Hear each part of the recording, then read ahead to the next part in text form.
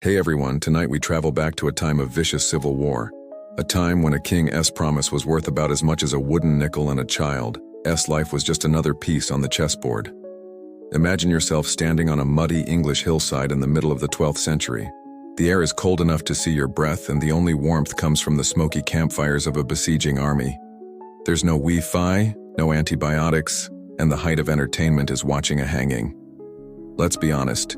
You probably wouldn't survive this for more than a day before complaining about the lack of decent coffee. So before you get comfortable, take a moment to like the video and subscribe. But only if you genuinely enjoy what I do here. As always, I'd love to see where and when you're tuning in from, so drop your location and local time in the comments below. It's always a quiet thrill to see how far these stories travel. Now dim the lights, maybe turn on a fan for that soft background hum, and let's ease into tonight's journey together. The first thing you are aware of is the cold.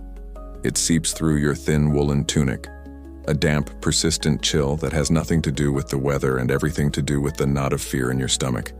You are 5 years old, your name is William, and you are a hostage. Rough hands grip your shoulders, soldiers in greasy leather and mail who smell of wood smoke and stale sweat. They surround you, a wall of grim-faced men. But your eyes are fixed on two figures. The first is a man on the battlements of a nearby castle, a tiny, distant figure you know is your father. The second is standing right in front of you, radiating an aura of absolute power. This is Stephen, King of England, and he is not in a good mood. You are here because your father, a troublesome baron named John Marshall, has been defying the king. This isn't just a simple disagreement over taxes. This is a full-blown civil war for the throne of England, a brutal 2-decade-long conflict known to history as the Anarchy. King Stephen is fighting his cousin, the Empress Matilda, for control of the kingdom, and your father has chosen the losing side. He has promised to surrender this castle at Newbury, and as a guarantee of that promise, he handed you over to the king.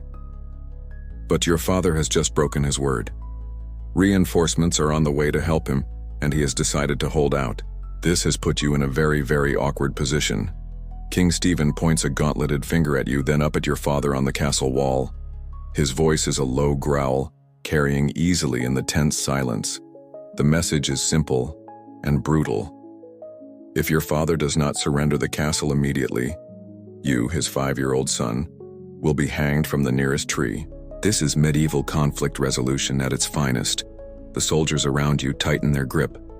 One of them is holding a rope, and he's starting to fashion a loop in one end. From the castle walls, your father's reply comes back, a shout that is chilling in its bravado. A quirky but famous tidbit from the chronicles of the time claims that John Marshall shouted back that he did not care if you were hanged, for he still had the hammer and the anvils to forge yet better sons. It's a line so cold it could freeze fire, a perfect encapsulation of the hard priorities of a 12th century warlord. He is calling the king's bluff. Historians still argue whether your father's brutal retort was a genuine statement of his ruthless nature or a desperate psychological gamble. Was he truly willing to sacrifice you, his own son, for a strategic advantage, trusting that the king was too good a Christian to kill a child? Or was this just the terrified bluster of a man trapped in an impossible situation, trying to project a strength he did not feel? Whatever his motive, the consequence is that the king's bluff has been called. And now Stephen has to decide whether he is, in fact, bluffing. His face darkens with fury. He snaps an order. The soldiers begin to drag you towards a large, gnarled oak tree that stands on the low hill, its bare branches like skeletal fingers against the gray sky. This is it. You don't understand the politics. You don't understand the dynastic struggle for the crown of England. You are a 5-year-old boy and you are being dragged to a tree by angry men with a rope. The primal terror of it all is absolute. You can see the king watching, his jaw tight, his eyes cold. He has been defied and made to look a fool. An example must be made. The rope is thrown over a thick branch. The loop is dangled before your eyes. And then, as the soldier reaches for you, the king raises his hand. He hesitates. He looks at your small, terrified face, and in the heart of this ruthless monarch, something shifts. The order to halt is given, for now you are allowed to live. The moment passes. King Stephen's hand lowers, and the gruff command you hear next isn't the one you were expecting. It's not an order for your death, but an order to take you back to the camp. The guards, their faces unreadable masks of beard and metal, pull you away from the gallows hill. You stumble along behind them, the rope still a ghostly pressure on your skin. You don't feel relief, not really. At 5 years old, you don't have the framework to process a near miss with oblivion. You just feel a deep animal confusion. 1 minute, the world was ending. The next, it wasn't. You are simply a leaf caught in a gale, blown from one patch of ground to another with no understanding of the wind itself. You're led back into the heart of the king's war camp, a place that should be a nightmare for a child, but has become your bizarre, temporary home. The camp is a city of smoke and noise. The air is thick with the scent of roasting meat, damp wool, and the sharp metallic tang of the blacksmith's forge. Hundreds of men move with purpose around you. Squires polishing male grooms tending to massive war horses that snort clouds of steam into the chilly air, and grizzled men at arms sharpening swords with a rhythmic shing shing shing that sets your teeth on edge. Pennants and banners emblazoned with the strange beasts and stark geometry of a dozen different lords snap and pop in the wind. To them you're a curiosity, the little martial boy, the trader's son. A few nod grimly as you pass, others just stare, their eyes lingering on you as if they're measuring a piece of lumber. You're not a person to them, you're a tactical asset, a very small, very loud bargaining chip. Your father, John Marshall, remains defiant inside the stone walls of Newbury Castle, a stark silhouette against the gray sky. He's a hard man in a hard time, and he's banking on a king's squeamishness. He believes Stephen won't do it. But as the days stretch on, the king's patience wears thin. His advisors whisper in his ear. This defiance makes him look weak. An example must be made. And so the king's great argument is rolled into position. You see it for the first time one morning. It's a monster of wood and rope called a trebuchet. To your young eyes, it's like a giant skeletal arm reaching for the sky. Men swarm over it like ants, hauling on thick ropes, their grunts and shouts a single, straining chorus. They place a massive, boulder-sized stone in the leather sling. With a thunderous crack, the arm whips over, and the stone sails through the air in a graceful, terrifying arc, smashing into the castle walls with a sound that echoes in your bones. This is all happening, you have to understand, during a particularly messy chapter of English history known as the Anarchy. After the old king died without a clear male heir, his daughter, the Empress Matilda, and his nephew, Stephen of Blois, both laid claim to the throne. The result was nearly 2 decades of brutal civil war that tore the country apart. Your father was a staunch supporter of Matilda, which made him King Stephen's bitter enemy. You aren't just a random hostage. You are the son of a key player on the opposing team, which makes your position exquisitely dangerous. The country is a chessboard, and every piece, no matter how small, can be sacrificed. One afternoon, the guards come for you again. This time, there's a new tension in the air. They march you out to the siege lines to where the great trebuchet stands silent. Your father is on the castle walls, a tiny figure in the distance. King Stephen is there, his face like a thundercloud.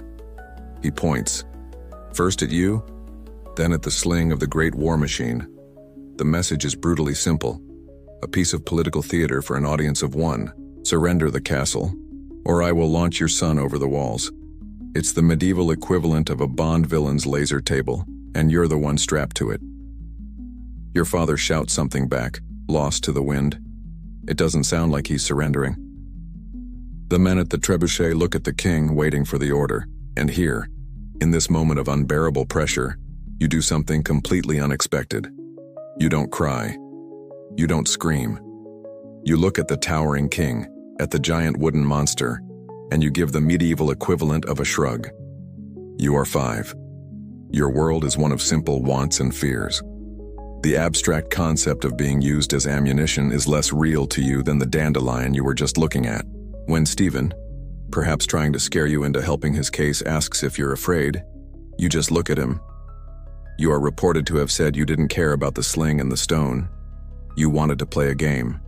This is where the story takes a turn for the truly weird.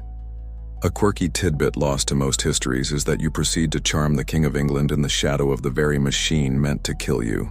You challenge him to a game called Knights, played with the flexible stalks of the common plantain weed.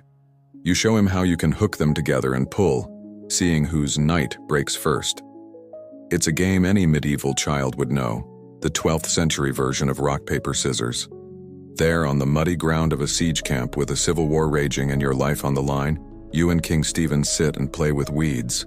A hardened monarch, a man who has killed and seen killing, is utterly disarmed by the cheerful belligerence of a child who refuses to understand his own peril. Historians still argue whether King Stephen's subsequent mercy was a moment of genuine human connection or a shrewd political calculation. Did your innocence truly melt his heart? Or did he look at the faces of his own barons watching this bizarre spectacle and realize that catapulting a charming 5-year-old into a castle was perhaps the worst PR move one could make? Killing a child so grotesquely might win him a castle, but it could lose him the loyalty of men who also had sons. Whatever the reason, the king stands up, dusts off his knees, and makes his decision. He laughs and declares, "By God's birth, I will not be a traitor by killing this boy." He cannot bring himself to do it.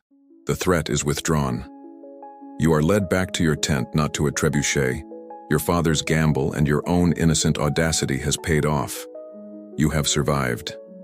But the lesson is sinking in, deep in your soul. To be powerless is to be a plaything of powerful men. It's a lesson you will never forget. You are returned to your father. The siege of Newbury is broken not by surrender, but by the arrival of your father's allies. You are, for the moment, safe. But the world you've returned to is unchanged. The anarchy still rages across England, a fever that has broken the kingdom. Castles are still being built, lands are still being burned, and loyalties shift like sand. Your father, John Marshall, looks at you, his son who was nearly turned into a human cannonball, and understands a fundamental truth of his world. He cannot keep you here. He cannot protect you from the ambitions of kings and the brutal calculus of war. To survive in this world, you cannot simply be sheltered. You must be sharpened. You must be sent away to become the one holding the sword, not the one standing in front of the trebuchet. And so the decision is made. You will be fostered out. This is a standard operating procedure for the nobility of the 12th century. A boy of good birth learns the art of being a lord not from his own father, but in the household of another, greater lord, often a powerful relative or a trusted ally. It's a combination of boarding school, military academy, and a very long, unpaid internship.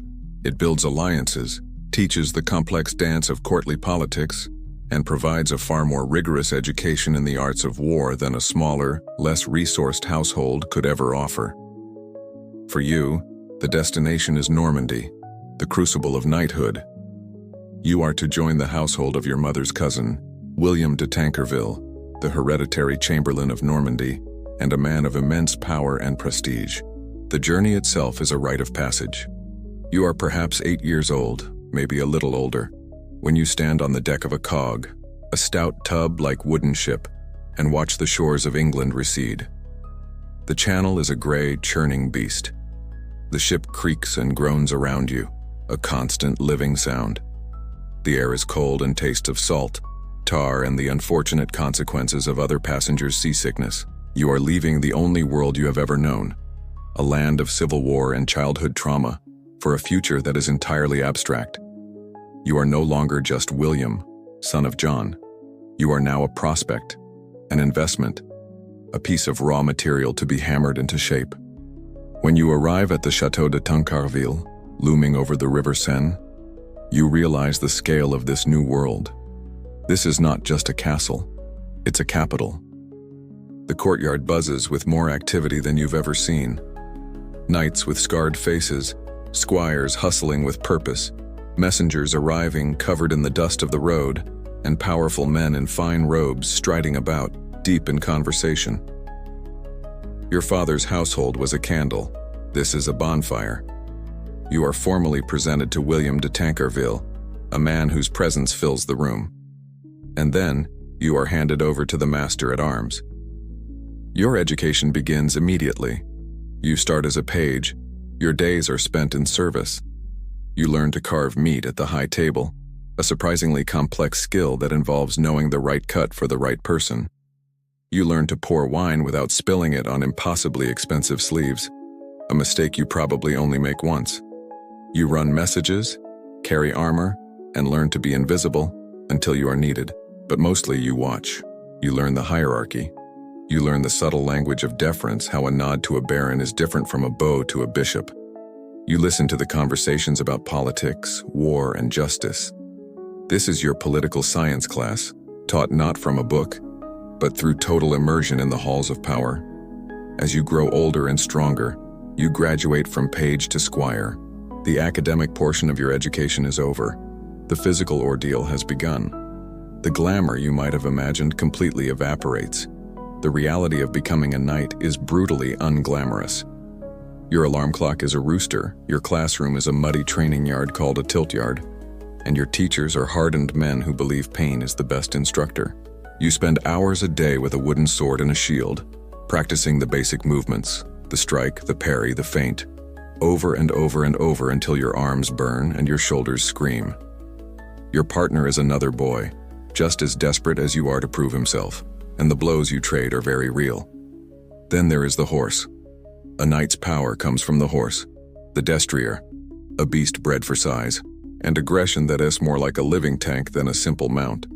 You must learn to become one with it, to control its crushing momentum with your knees and the shifting of your weight, because your hands will be full with a lance and shield.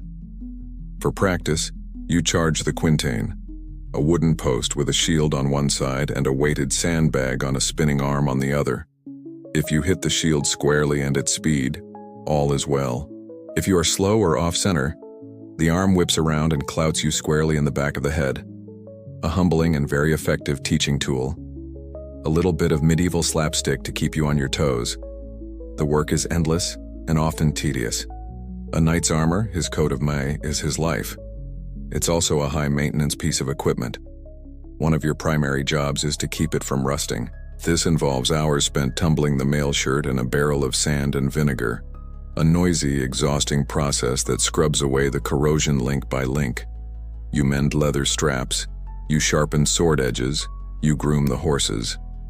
It is 95% grueling maintenance, 5% the thrill of the charge. You are being systematically broken down, your childish softness scoured away and replaced with muscle, calluses, and a deep, instinctual understanding of violence. Historians still argue whether the code of chivalry you are being taught was a genuine set of ethics or merely a professional guild-esque rulebook. Were you being instructed in a higher moral calling? To protect the weak? To uphold justice? To serve God? Or were you simply learning the rules of engagement for the warrior elite? A code that distinguished you from a common foot soldier and provided a framework for managing your own violent profession in a way that was profitable and just barely civilized. As you stand in the tilt yard covered in mud and sweat, the distinction probably feels entirely academic. What you know for sure is that you are being forged. Each swing of the wooden sword, each bruising fall from a horse, each tedious hour spent scrubbing rust is another hammer blow, shaping you into something new. You are becoming a weapon, and soon, you'll be ready for a war. The years in Normandy have passed. You are no longer a boy, but a young man in your early 20s, forged into something hard and sharp. Your body is a map of your education, etched with the scars of training and corded with the muscle of endless practice. William de Tankerville, the man who took you in, now looks at you and sees a finished product. He decides you are ready. The time has come for you to be knighted. The ceremony, the adoubement, is a profound moment of transition. It begins with a ritual bath, a symbolic washing away of your old life. You then spend a night in vigil in the chapel, praying, your sword and armor laid on the altar before you. The next morning, dressed in a fresh white tunic, you are brought before your lord and a gathering of his knights. You kneel. Tancarville takes your sword from the altar, belts it around your waist and fastens golden spurs to your heels. Then comes the final crucial act, the collé, a heavy blow with the flat of his sword to your shoulder or the back of your neck, the last blow you are ever to take without retaliating. He declares you a knight in the name of God and the saints. You rise. You are Sir William Marshall. It's a glorious moment. You feel 10 feet tall. You have achieved the dream of every noble-born boy. But as the congratulations fade, a cold reality sets in. You are a knight, yes, but you are a landless knight. As the fourth son of a minor baron, you have no inheritance to look forward to. No castle, no fields, no rents coming in. Your knighthood is essentially a professional license to practice violence. You possess a set of very specific, very deadly skills, but you have no salary, no estate, and no patron. You are, for all intents and purposes, an incredibly well-trained, heavily armed freelancer looking for your first gig. Your entire net worth consists of your armor, your sword, and the warhorse that Tankerville has given you as a graduation present. It's time to make a living. Fortunately, there's an entire industry built for men exactly like you, the tournament. Now you need to erase from your mind the later image of chivalric tournaments, the meticulously organized one-on-one jousts with long, flowery speeches about courtly love. The 12th century tournament is a different beast entirely. Its main event is the melee, a sprawling, chaotic team battle fought across miles of open countryside between two designated safe zones. The objective isn't to kill your opponents, though accidents certainly happened. The main goal is to capture them. A captured knight is a source of income. You take his armor, his weapons, and especially his fantastically expensive warhorse. You then hold the knight himself until his family or his lord pays a handsome ransom for his release. It's part military training exercise, part contact sport, and part incredibly lucrative business venture. Your first chance to prove yourself comes at a massive tournament held on the border between Normandy and France, between the towns of Le Mans and Neufchâtel. When you arrive, the scene is overwhelming. It's a festival of war. Hundreds of brightly colored pavilions dot the fields. Banners bearing the arms of the greatest lords in Christendom snap in the wind. The air hums with the sound of blacksmiths' hammers, the nervous whinnying of thousands of horses, and the boisterous shouts of men who are all professional colleagues and mortal rivals at the same time. You are a complete unknown here, a rookie walking into the big leagues. You join the retinue of your patron, the Chamberlain of Tancarville, your stomach a knot of terror and exhilaration. Then, the horns sound, the signal for the charge. You lower your visor, the world shrinking to a narrow slit of light. You couch your lance under your arm, spur your horse, and join a thunderous wave of hundreds of men and horses surging across the field. The ground literally trembles beneath you. The sound is indescribable, a physical force that hits you in the chest. It's the roar of voices, the splintering crash of lance on shield, the shriek of metal scraping metal, and the sickening thud of men being thrown from their saddles. It is absolute, terrifying, glorious chaos, and you are in the thick of it. In that moment, a decade of relentless training takes over. You cease to think and begin to act. Your body knows what to do. You see an opponent, gauge his speed, angle your shield, and aim your lance. The impact is bone-jarring.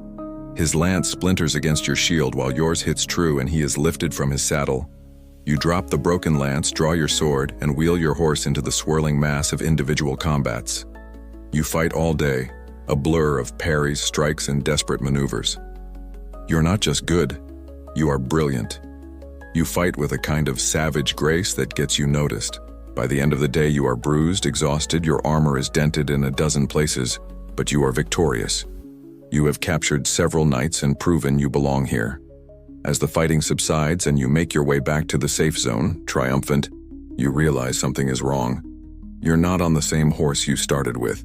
Somewhere in the confusion, your magnificent warhorse, your graduation gift and most valuable possession, was taken from under you. This quirky and disastrous tidbit is one of the first things we learn about your professional career. A destrier was the medieval equivalent of a Ferrari. Losing it was a financial catastrophe. You have ransom promises in your pocket, but you have no ride. You end your glorious first day as a professional knight by having to beg for a loan from your patron, William de Tancarville, just to buy a new horse. You have the talent, the prowess, in spades, but as you hand over the borrowed coin to a horse dealer, you learn the hard lesson of the landless knight. Glory doesn't pay the bills. Historians still argue whether the primary function of these early tournaments was military or economic. Were they truly, as their proponents claimed, Essential training grounds that kept warriors sharp for real battles? Or were they, as their detractors in the church claimed, just violent, vain, and greedy spectacles where a volatile warrior class could enrich itself during peacetime? Your first experience suggests the answer is a messy both. You have proven your martial valor beyond doubt. But you've also discovered that in this deadly game you can win all the glory in the world and still end the day flat broke. You have your new horse, but your pockets are empty. You need a real job. That first tournament leaves a lasting impression on you, and not just on your armor. The lesson is clear. Talent without capital is a risky business. The life of a freelance tournament knight is a high-stakes gamble, and after losing your horse, you're not keen to roll the dice again so soon. You need stability. You need a patron. You need, in modern terms, a steady job with benefits. Fortunately, your prowess in the melee did not go unnoticed. And family is still family. Your uncle Patrick, the first Earl of Salisbury, a powerful magnate with vast estates in England, and a man high in the king's favor, hears of your skill. He offers you a place in his personal military household, his mesney. You accept without a second thought. The relief is immense. You are no longer Sir William the freelancer. You are Sir William Marshall, a knight in the service of the Earl of Salisbury. You have a salary, a place at your lord's table, and a clear line of command. For the first time, you have a real career path. Your new life begins not in the relative peace of England, but in the sun-drenched, politically treacherous lands of Aquitaine in southwestern France. This vast and wealthy duchy belongs to King Henry II of England through his marriage to its duchess, the formidable Eleanor. The Angevin Empire, as Henry's collection of territories is known, is a sprawling, cross-channel entity, and holding it together is a constant struggle. The local lords of Aquitaine are notoriously independent and rebellious. They resent being ruled by a king from across the sea. King Henry appoints your uncle Patrick as his new military commander in the region, tasked with stamping out rebellion and enforcing royal authority. And you, as part of his retinue, are heading straight into a hornet's nest. This isn't a tournament with rules and safe zones. This is counterinsurgency warfare, and the stakes are real. Your primary mission soon becomes one of immense importance. You and your uncle's company are assigned to the personal protection detail of the Queen herself, Eleanor of Aquitaine, as she travels through the region. You should immediately banish any thought of a helpless damsel in distress.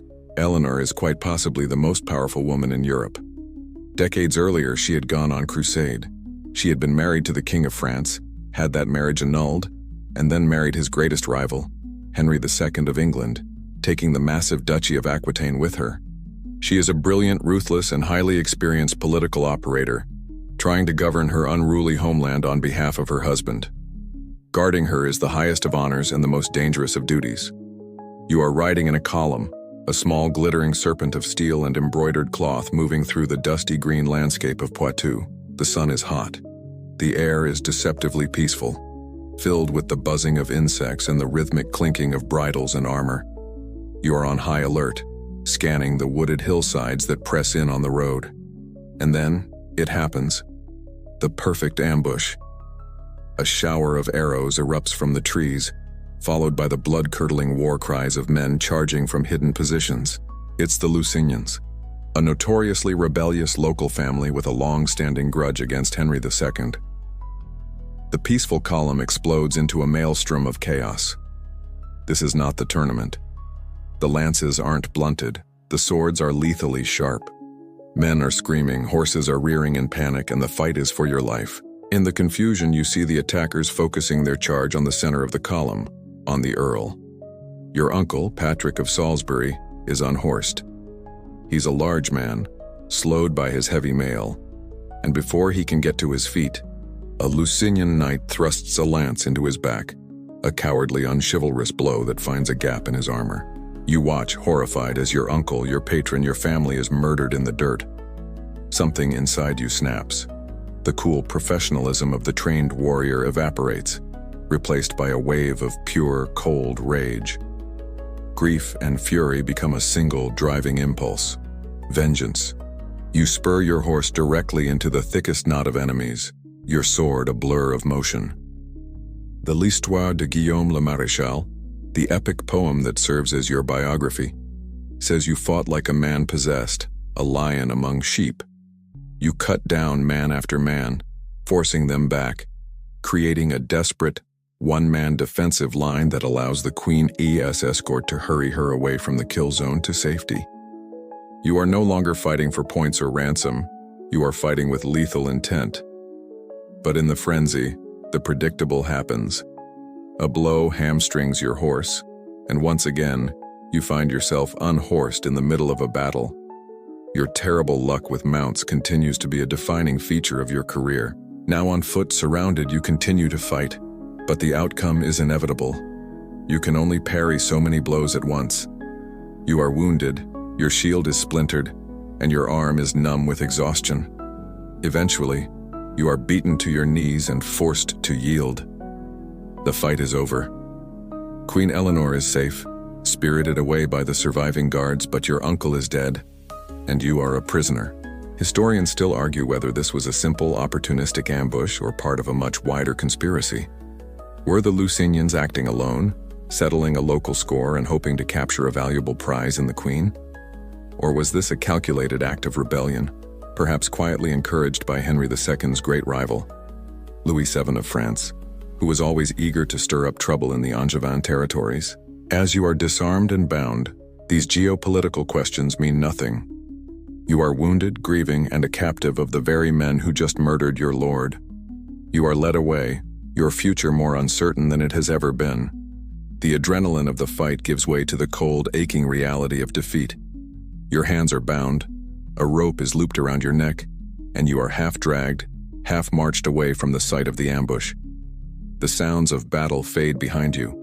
Replaced by the triumphant jeers of your captors, the Lusignans, you are their prize. The man who fought like a cornered boar is now their prisoner, a walking, bleeding investment. They take you to one of their castles, a grim stone fortress, and lock you in a chamber high in a tower. You are not thrown into a lightless dungeon with the rats. You are a knight and there are professional courtesies, but the room is still a cage. A slit of a window shows you nothing but an indifferent patch of sky. Your world shrinks to 4 stone walls. Days bleed into weeks, then months. The rhythm of your life is one of crushing monotony, broken only by the arrival of meager meals and the changing of the guards. You are left alone with your thoughts, the replay of the ambush, the image of your uncle falling, the gnawing uncertainty of your fate. This is a crucial part of medieval warfare that is often overlooked: the ransom. For the nobility, war was a business. Capturing an enemy knight was far more profitable than killing him. A dead man pays no debts. A live one, however, could be worth a fortune in land, silver, or political favors. But here lies your terror. You are a landless 4th son. Your family has a good name but shallow pockets. Are you even worth enough for anyone to buy your freedom? The thought that you might simply be left to rot, too expensive for your own family, but not valuable enough for your captors to treat well, is a far greater fear than any sword or lance. You are a commodity whose market value is distressingly low. Your captors, for their part, have a problem. They've killed an Earl of England, an act that guarantees the furious attention of King Henry II. They are in deep trouble. You are their only leverage, but they don't seem to know who you are, other than the knight who fought with such terrifying ferocity. They try to find out what you're worth, sending out feelers, but the initial response is likely silence. Your family is probably scrambling to raise funds they simply don't have. You begin to despair. It's during this low ebb that you experience a small, strange act of kindness. A quirky but revealing story passed down in your biography tells of a sympathetic soul who took pity on you. You had a nasty wound in your thigh from the battle, and without proper care, it festered. Seeing your plight, someone, a page boy, or a lady of the castle, the stories differ, smuggled you a fresh loaf of bread. This was a treat in itself, but when you broke it open, you found that it was hollowed out and stuffed with clean linen bandages. It was a small gesture, but in the depths of your captivity, it was a lifeline, a reminder that some humanity still existed. Another story speaks of a wandering minstrel who, passing through the Lusignan castle, heard of your capture and your bravery, and carried that tale with him on his travels, weaving your plight into the news and songs he performed at other courts. This was the medieval information superhighway, a guy with a lute. Then one day everything changes. The door to your chamber opens, but it's not just a guard with your usual bowl of gruel. It's a contingent of your captors, their faces a mixture of awe and disbelief. Negotiations have concluded. A ransom has been agreed upon, and the person who paid it was not your father or your brothers. The ransom was paid personally by Eleanor of Aquitaine, Queen of England and Duchess of Aquitaine. The news must feel like a thunderclap. The most powerful woman in the Christian world remembered you. She remembered the ferocity of your defense. She remembered the knight whose stand, bought with his own freedom, had secured hers. She sent the silver to the Lusignans, but she also sent a package directly to you. A new set of fine clothes, a new suit of armor, and a new horse. Historians still argue whether Eleanor's intervention was a purely personal act of gratitude or a shrewd piece of statecraft. Was she genuinely moved to reward the valor of a young knight who had served her so well? Almost certainly. But was she also sending a powerful message to her rebellious vassals? Absolutely. The message was this: loyalty to the Plantagenet crown is rewarded, swiftly and personally, by the rulers themselves. By ransoming you directly, she bypassed the usual channels, asserting her own authority and demonstrating that she cultivated her own loyal followers. It was a classic Eleanor move, part genuine emotion, part brilliant political theater. For you, the political implications are secondary to the overwhelming fact of your freedom. You are led out of the castle, no longer a prisoner, but a man restored. You shed your prison rags for the fine wool and linen of a high-status knight. You are helped into your new armor, its steel clean and bright, and waiting for you in the courtyard is a magnificent new warhorse. You swing yourself into the saddle, a free man once more, your dignity and your future handed back to you by a queen. Your uncle is gone, and with him, your position. You are once again a knight without a master, but you are no longer an unknown rookie. You are now William Marshall, the man ransomed by the queen, and your next stop is the royal court, to thank your benefactor and find out what destiny has in store for you next. You ride away from your captivity with a new horse between your legs, new armor on your back, and a new purpose in your heart. Your destination is the royal court, wherever it may be. The Angevin court is not a fixed place like Buckingham Palace or the White House. It's a perpetual motion machine, a massive itinerant government that constantly travels throughout its vast domains in England and France. When you finally catch up with it at Poitiers, you are thrust into a vortex of power. The air is thick with ambition, the hallways crowded with petitioners, favor-seekers, powerful barons in rich furs, and stern-faced bishops with agendas of their own. For a man like you with no land and no title beyond Sir, it's like being a minnow in a shark tank. But you have a unique advantage. You are here by invitation of the Queen. You are granted an audience. Queen Eleanor receives you, and you express your profound gratitude. She is gracious, but her eyes are sharp. She is assessing you. She sees not just a brave soldier, but a man of substance, a man who possesses the one quality most valuable and most rare in this world: unshakable loyalty. She presents you to her husband, King Henry II. The king is a bundle of restless energy, a man who famously never sat down. He is brilliant, charming, and possessed of a volcanic temper. He has already heard the reports of the ambush, of your uncle's death, and of your ferocious defense of his wife. He looks you up and down, this landless knight who has suddenly become a person of interest. He is impressed, and he and Eleanor have a very particular job in mind for you. You are to be appointed to the household of their eldest surviving son, also named Henry. But this is no ordinary assignment. You are not just to be another knight in his retinue. You are to be his tutor in arms, the mentor responsible for his education in all things knightly. It's a promotion of staggering significance. You've gone from being a prisoner with a low market value to being the trusted guardian and instructor of the heir to the entire Angevin Empire. It is the single greatest opportunity of your life, and also the most dangerous. To understand why, you have to understand the bizarre political situation of your new charge. This is a crucial piece of 12th century political maneuvering. A few years prior, in 1170, Henry II had his son officially crowned King of England, so your new boss is, technically, King Henry III. He is known to history as Henry the Young King to avoid confusion with his nephew, who would later rule by that name. The old king's idea, borrowed from the French royal house, was to secure the succession early and avoid a bloody civil war like the anarchy when he died. The problem was, he gave his son the crown and the title, but he gave him no actual power, no lands to rule, no castles of his own, no meaningful revenue. The young king was a king in name only, a gilded figurehead with all the status but none of the authority. It was a recipe for disaster. Your new master is the living embodiment of this contradiction. The young king is, by all accounts, the heartthrob of the 12th century. He is handsome, impossibly charming, and wildly generous. He is the walking ideal of chivalry. He loves poetry, music, and above all else, the glamour and glory of knighthood.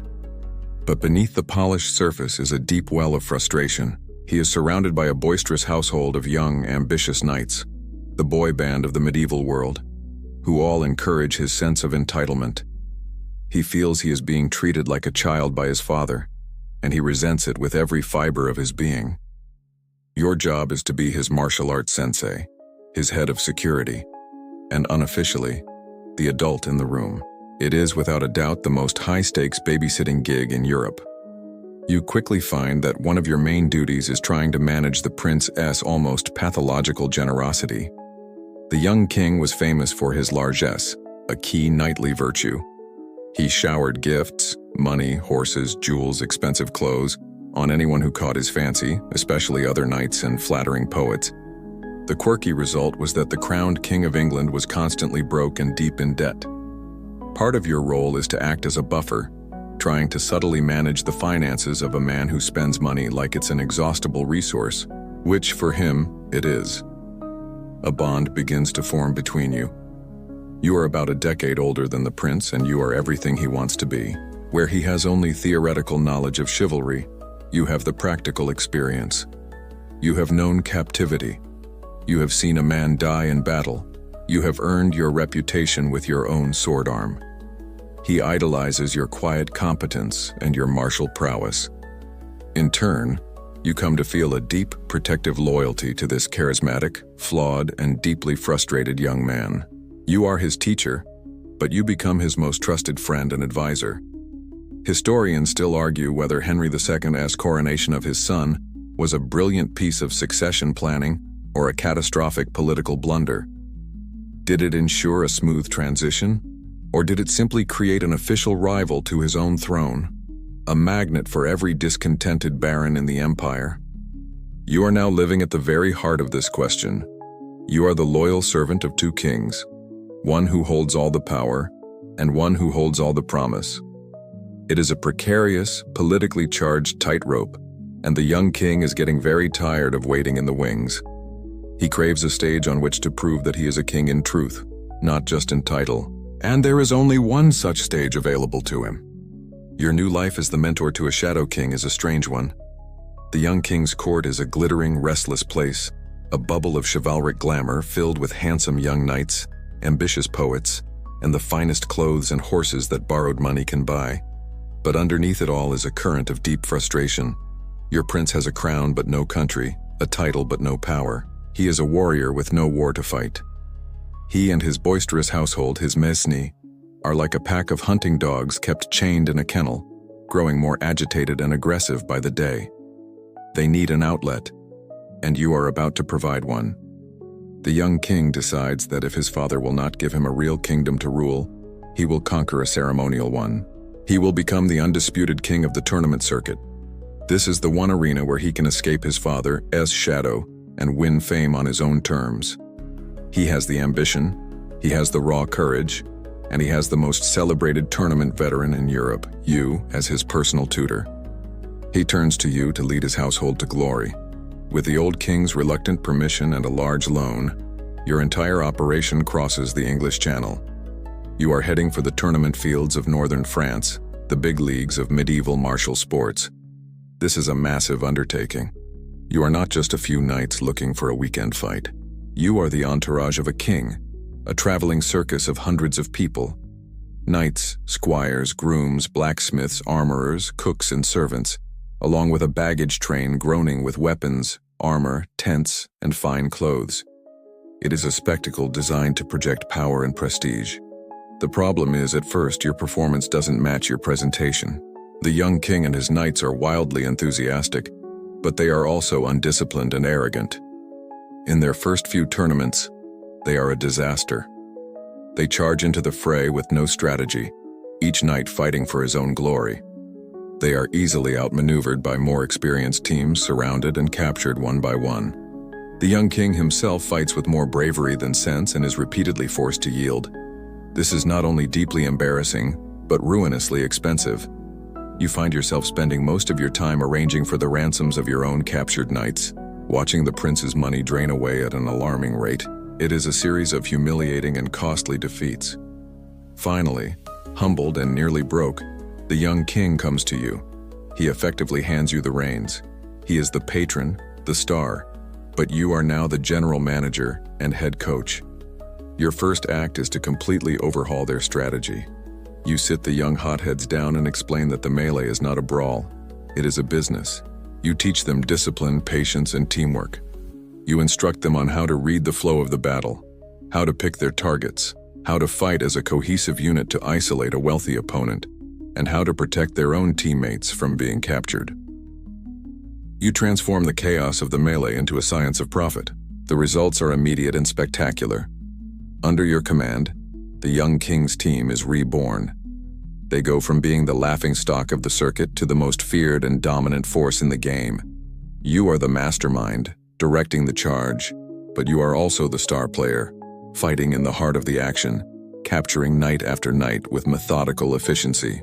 The money starts to flow in, and with it, the fame.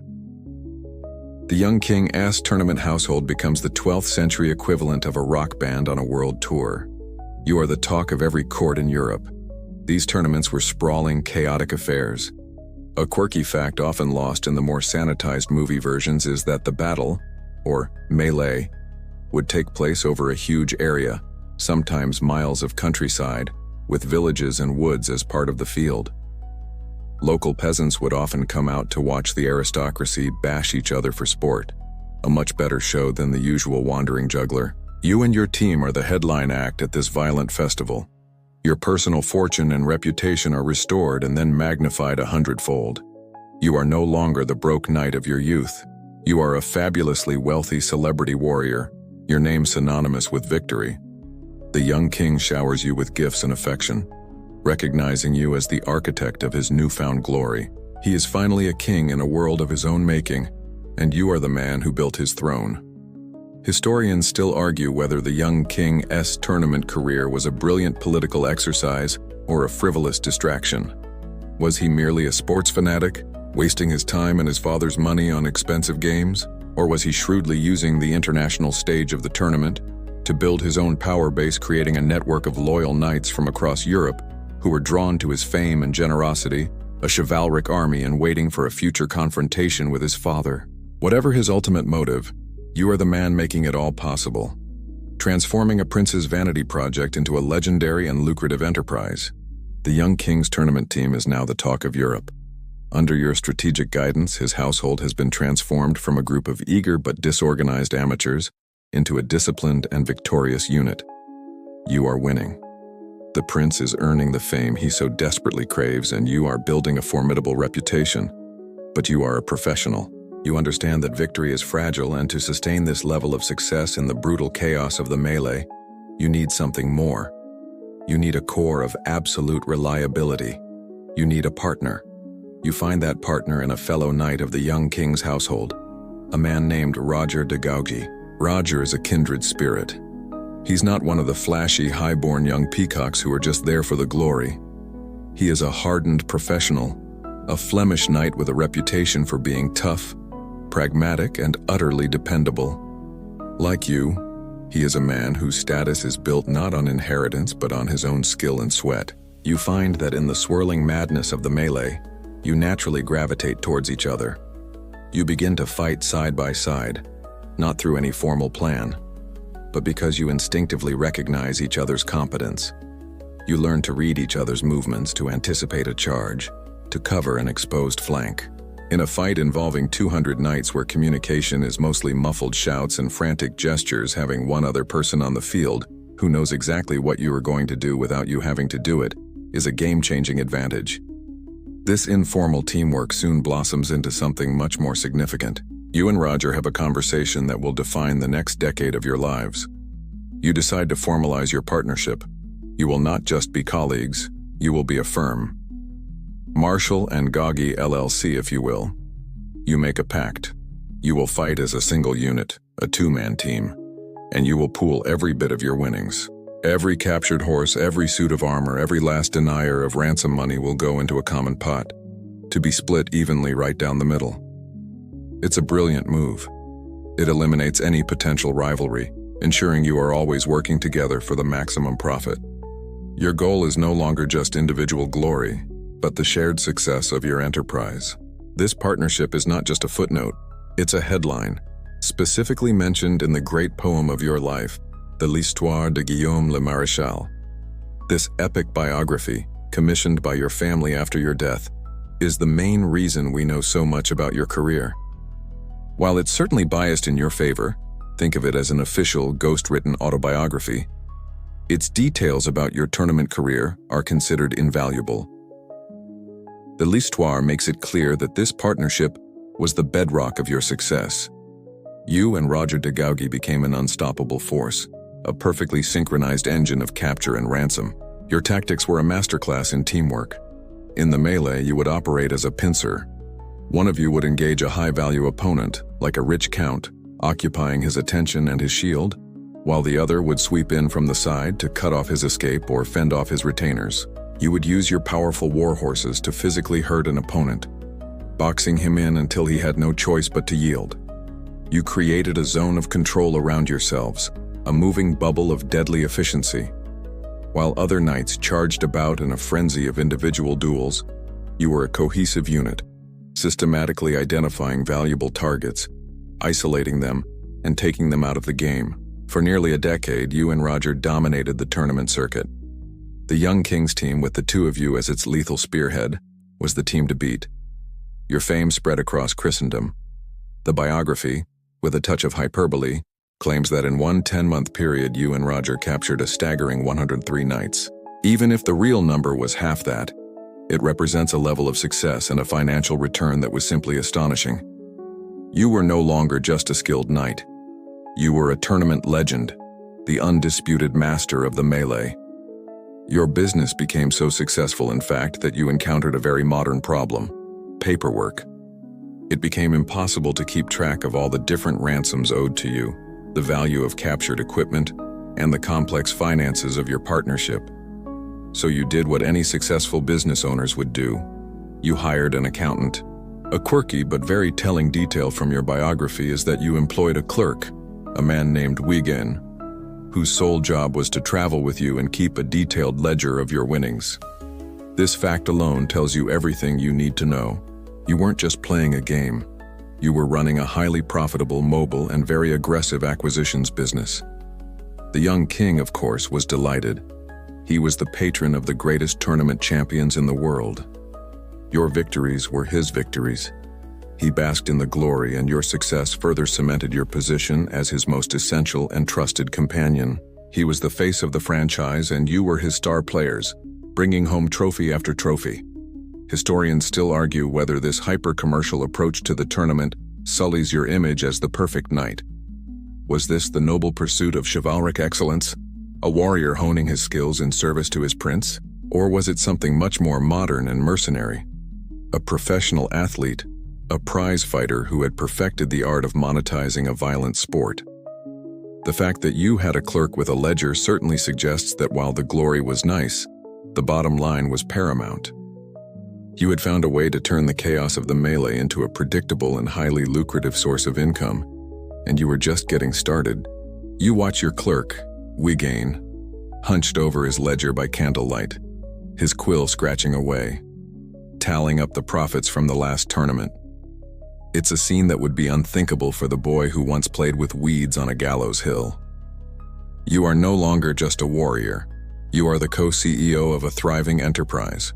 You have reached the pinnacle of the tournament world. But how exactly does this business of bashing knights actually work? Let's open Wigane's ledger and look at the surprisingly complex economics of your profession. The entire system is built on one crucial concept: ransom. When you defeat a knight in the melee, forcing him to yield, you don't tie him up and drag him back to your tent. That would be inefficient. Instead, the whole transaction runs on honor and credit. The defeated knight gives you his parole, his sworn oath as a gentleman and a Christian to pay what is owed. To break this oath, to go back on your word, would mean total social ruin. It was a disgrace from which a knight's reputation might never recover. So you take his word, and he is free to go. He will then arrange for the payment to be delivered to you at an agreed-upon time and place, often through a neutral third party like a monastery or a group of Italian bankers. It was a system of IOUs, secured by the shared code of the warrior class. The price of the ransom itself wasn't just plucked from thin air. It was a carefully calculated figure, usually based on the captive's wealth and social standing. A simple household knight might be ransomed for the value of his horse and armor, perhaps 20 or 30 livres. A baron with significant lands, however, could be worth hundreds of livres. Capturing a great count or a duke could set you up for life. It was your job, in the heat of battle, to not only fight well but also to recognize the heraldry on your opponent's shields. You had to be a warrior and an appraiser at the same time, identifying the most valuable targets amidst the chaos. It was the medieval equivalent of insider trading, but with more bruises. The single most valuable asset you could capture on the field was the horse. A top-quality warhorse, a destrier, was the 12th century equivalent of a supercar.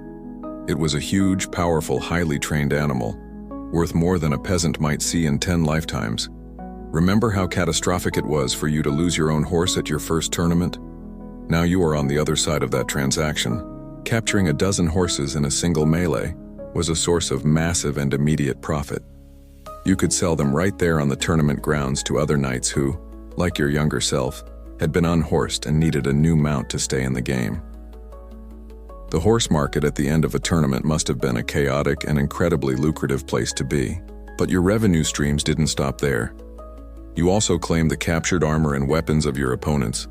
A fine, well-made suit of mail and a good sword were extremely expensive and could be sold or repurposed. Furthermore, the great lord sponsoring the tournament would often offer a substantial cash prize to the knight or team that performed with the most distinction. As the leader of the young king's victorious team, you were often at the front of the line to receive these bonuses. All of this income, ransoms, horses, equipment, prizes, poured into the shared accounts managed by you and Roger de Gaugy, all dutifully recorded by Wigane the clerk. You are no longer the landless, impoverished knight. You are now seriously wealthy. You are investing your money, making loans to other less successful knights, almost certainly at a healthy rate of interest. You wear fine clothes, you have your own squires and servants, and you command respect not just for your skill, but for the immense fortune you have amassed. Your success is funding the extravagant lifestyle of your patron, the young king. His legendary generosity, his largesse, is paid for in large part by the ransoms you and his other knights are winning. It's a perfect symbiotic cycle. Your martial prowess funds his royal image, and his royal patronage gives you the platform to exercise your prowess. You are part of a traveling circus of elite athletes, following a recognized tournament season across the provinces of northern France. Much like modern sports, tournaments were rarely held in the dead of winter, or during solemn religious periods like Lent. You would travel from a tournament sponsored by the Count of Flanders one month to another hosted by the Duke of Burgundy the next, following the circuit. Of course, not everyone was thrilled with this spectacle. The Church repeatedly and forcefully condemned tournaments.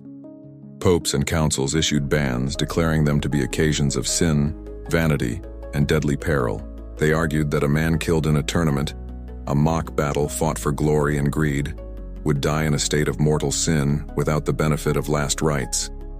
Historians still argue whether these condemnations had any significant impact. Looking at your own career, it seems the answer is no. For you and thousands of knights like you, The chance for fame, fortune, and the pure thrill of the fight was far more compelling than the distant pronouncements of a disapproving pope. The business was simply too good to pass up. You are at the absolute apex of your career. You have wealth beyond your wildest dreams, fame that echoes in every court in Europe, and the unwavering trust of a prince who is also a king. Life, it seems, could not possibly get any better. Life is perfect. You are rich, you are famous, and you are the right hand of a king. You and your partner, Roger de Gaugy, are the undisputed champions of the tournament world. Your enterprise a well-oiled machine of profit and glory. You have clawed your way up from being a landless fourth son to the very pinnacle of the chivalric world.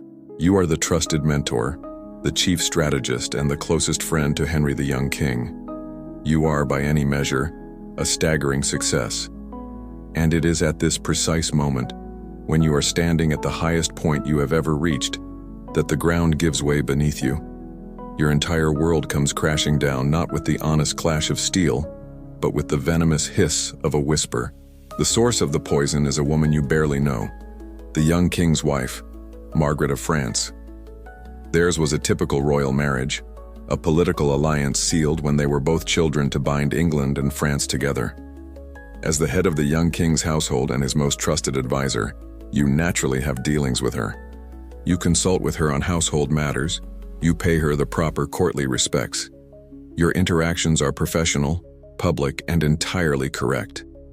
But in the claustrophobic, ambitious world of the royal court, innocence is no defense. The young king's household is a viper's nest. You are the king's favorite, and for every knight who admires you, there are 5 who resent you. They are jealous of your influence, of your wealth, and of the easy camaraderie you share with the prince. They see your position not as something you earned through skill and loyalty, but as an obstacle to their own advancement. For some time, a clique of these rival knights has been watching you, waiting for a weakness, searching for a weapon to use against you, and they find the most toxic, insidious weapon imaginable. They start a rumor. It begins quietly, as these things always do. A murmur in a shadowed archway, a sly comment dropped in the feasting hall, a carefully crafted lie whispered into a willing ear. The rumor is simple, salacious, and utterly devastating. You, Sir William Marshall, are having an affair with the young king's wife, Queen Margaret. You are betraying your lord in the most intimate and dishonorable way possible. This accusation was the nuclear option in the 12th century. Adultery with a lord's wife was an act of high treason. It violated every tenet of the chivalric code you had built your life upon. It was a crime for which the punishment was usually a swift and brutal death. Your biography, the L'Histoire, names the men who spread this slander, a group of envious knights who saw their chance to tear you down. This whisper brigade begins its campaign, dripping poison into the young king's ear day after day. They take every normal interaction between you and the queen and twist it. Did you share a private word with her about the household accounts? They frame it as a secret lover's tryst. Did you offer her a courtesy, a gesture of respect? They paint it as an act of illicit familiarity. The intimate living conditions of a medieval court made you especially vulnerable. You have to remember, there was no modern concept of privacy. As a high-ranking member of the household, you might have slept on a pallet in an antechamber just outside the royal bedroom. Your duties might require you to be present when the king and queen were waking or retiring. A late-night strategy session with the young king could mean you were seen leaving the royal apartments after dark. To jealous eyes, these routine duties could be deliberately misinterpreted as evidence of something sinister. The young king, for his part, is the perfect target for this slander. He is young, proud, and perhaps a little insecure beneath his charming exterior. The constant, insidious suggestions from men who pretend to be his loyal friends begin to work on him. His pride is wounded. The idea that his own servant, the man he trusts most, could be dishonoring him in his own bed becomes an obsession. The friendship you have so carefully built begins to corrode under the acid of this lie. The end comes suddenly and without warning. There is no formal inquiry, no chance to defend yourself. One day you are the king's most valued companion. The next you approach him as you always do, only to be met with a wall of ice. He refuses to speak to you. He turns his back on you in full view of the court. The message is unmistakable and public. You are disgraced. Instantly, you become a pariah. The friends who clapped you on the back yesterday now avoid your gaze. The household that you commanded now shuns you. In the space of a single day, you have been canceled 12th century style. Your career, your reputation, and your honor are in ruins. Historians still argue whether there could have been even a shred of truth to the accusation. Your biography, of course, paints a picture of your complete and utter innocence. The vast majority of modern scholars agree, viewing the episode as a classic case of courtly intrigue and professional jealousy. There is no corroborating evidence that any affair took place. But the question remains a whisper in the halls of history. Was it all a malicious lie? Or was there some tiny innocent indiscretion that the conspirators seized upon and magnified into a catastrophe? Whatever the truth, the result is the same. You are cast out, your name blackened with the worst crime a knight can be accused of. Everything you have worked for has been destroyed by a rumor. But you are William Marshall. You did not survive King Stephen, the ambush in Aquitaine, and 100 brutal melees to be brought down by slander. Your honor has been attacked, and you will not let it stand. You are a ghost in the halls that were once your domain. The court of the young king, a place where your voice commanded respect and your presence meant authority, is now a landscape of averted eyes and cold shoulders. The sting of this disgrace is profound, not just because you've lost your job and your income, but because you've been betrayed by a man you considered a friend, a man you had molded from a boy into a king of the tournament field. The injustice of it all is a physical weight, a burning coal in your gut. You cannot let this stand. Your entire identity is built on your honor, and that honor has been publicly assassinated. In the 12th century, when you are faced with a slanderous accusation for which there is no physical evidence, no witnesses, just one person's word against another's, you have one final definitive recourse. You can demand a trial by combat. This was not a back alley brawl. It was a formal, legally recognized judicial process. The judicial duel was essentially a lawsuit settled with sharpened steel, conducted under the watchful eye of God. The core belief was that in a fair fight between two men, one telling the truth and one lying, God would not allow the righteous man to be defeated. Victory was divine vindication. It was the ultimate appeal to a higher court, and you decide to make that appeal. You wait for a formal session of the young king's court. You stride into the hall, the whispers falling silent as you pass. You stand before the prince, his face a cold mask, and in front of all his assembled barons and knights you make your challenge. You speak clearly and forcefully, your voice ringing with the conviction of the innocent. You deny the heinous charge of treason. You deny the slander of adultery. You pledge your life and your soul on your innocence. And then, you turn to the 5 knights you know to be your chief accusers. You challenge them to prove their words with their swords. You offer to fight them all one by one on consecutive days until your name is cleared or you are dead. It is an act of breathtaking defiance, a public declaration that you are not only innocent, but that you are willing to wager your life to prove it against any and all comers. The reaction from your accusers is telling. These men, who were so brave in the shadows, so bold with their whispers, now find themselves in the harsh light of public challenge. They shrink from it. They know you. They have seen you fight.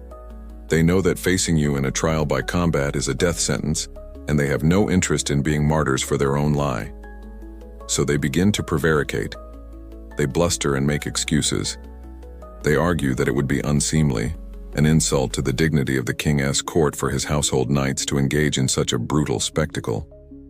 They attempt to reframe your righteous demand for justice as an act of arrogant disruption. It's a classic coward's defense. They can't win the fight, so they attack the rules. Now all eyes turn to the young king. By every law of chivalry and justice, he should grant your request. It is your right as a knight, but he is trapped. His mind has been thoroughly poisoned against you, and his new favorites, your accusers, are whispering frantically in his ear. He is faced with an impossible political choice. If he allows the duel and you, as everyone expects, cut your way through all 5 of your accusers, you will be publicly vindicated. This would mean that he, the king, was a fool who was duped by liars, and that his own wife had been the victim of a vile slander that he allowed to fester in his court. It would be a monumental embarrassment. It is far easier politically for him to simply make the problem, you, disappear. And so, he delivers the final, crushing blow. He denies your request. He forbids the trial by combat. The one path you have to clear your name is blocked by the very man you serve so loyally. It is the ultimate betrayal. He is not just refusing you justice, he is actively siding with the liars to save his own face. Historians still argue whether the young king's refusal stemmed from a genuine belief in your guilt or from pure political cowardice. Did he see your demand as the height of insolence from a guilty man? Or did he know you were innocent but find the potential scandal of your vindication too high a price to pay? We will never know for sure, but for you, the reason is irrelevant.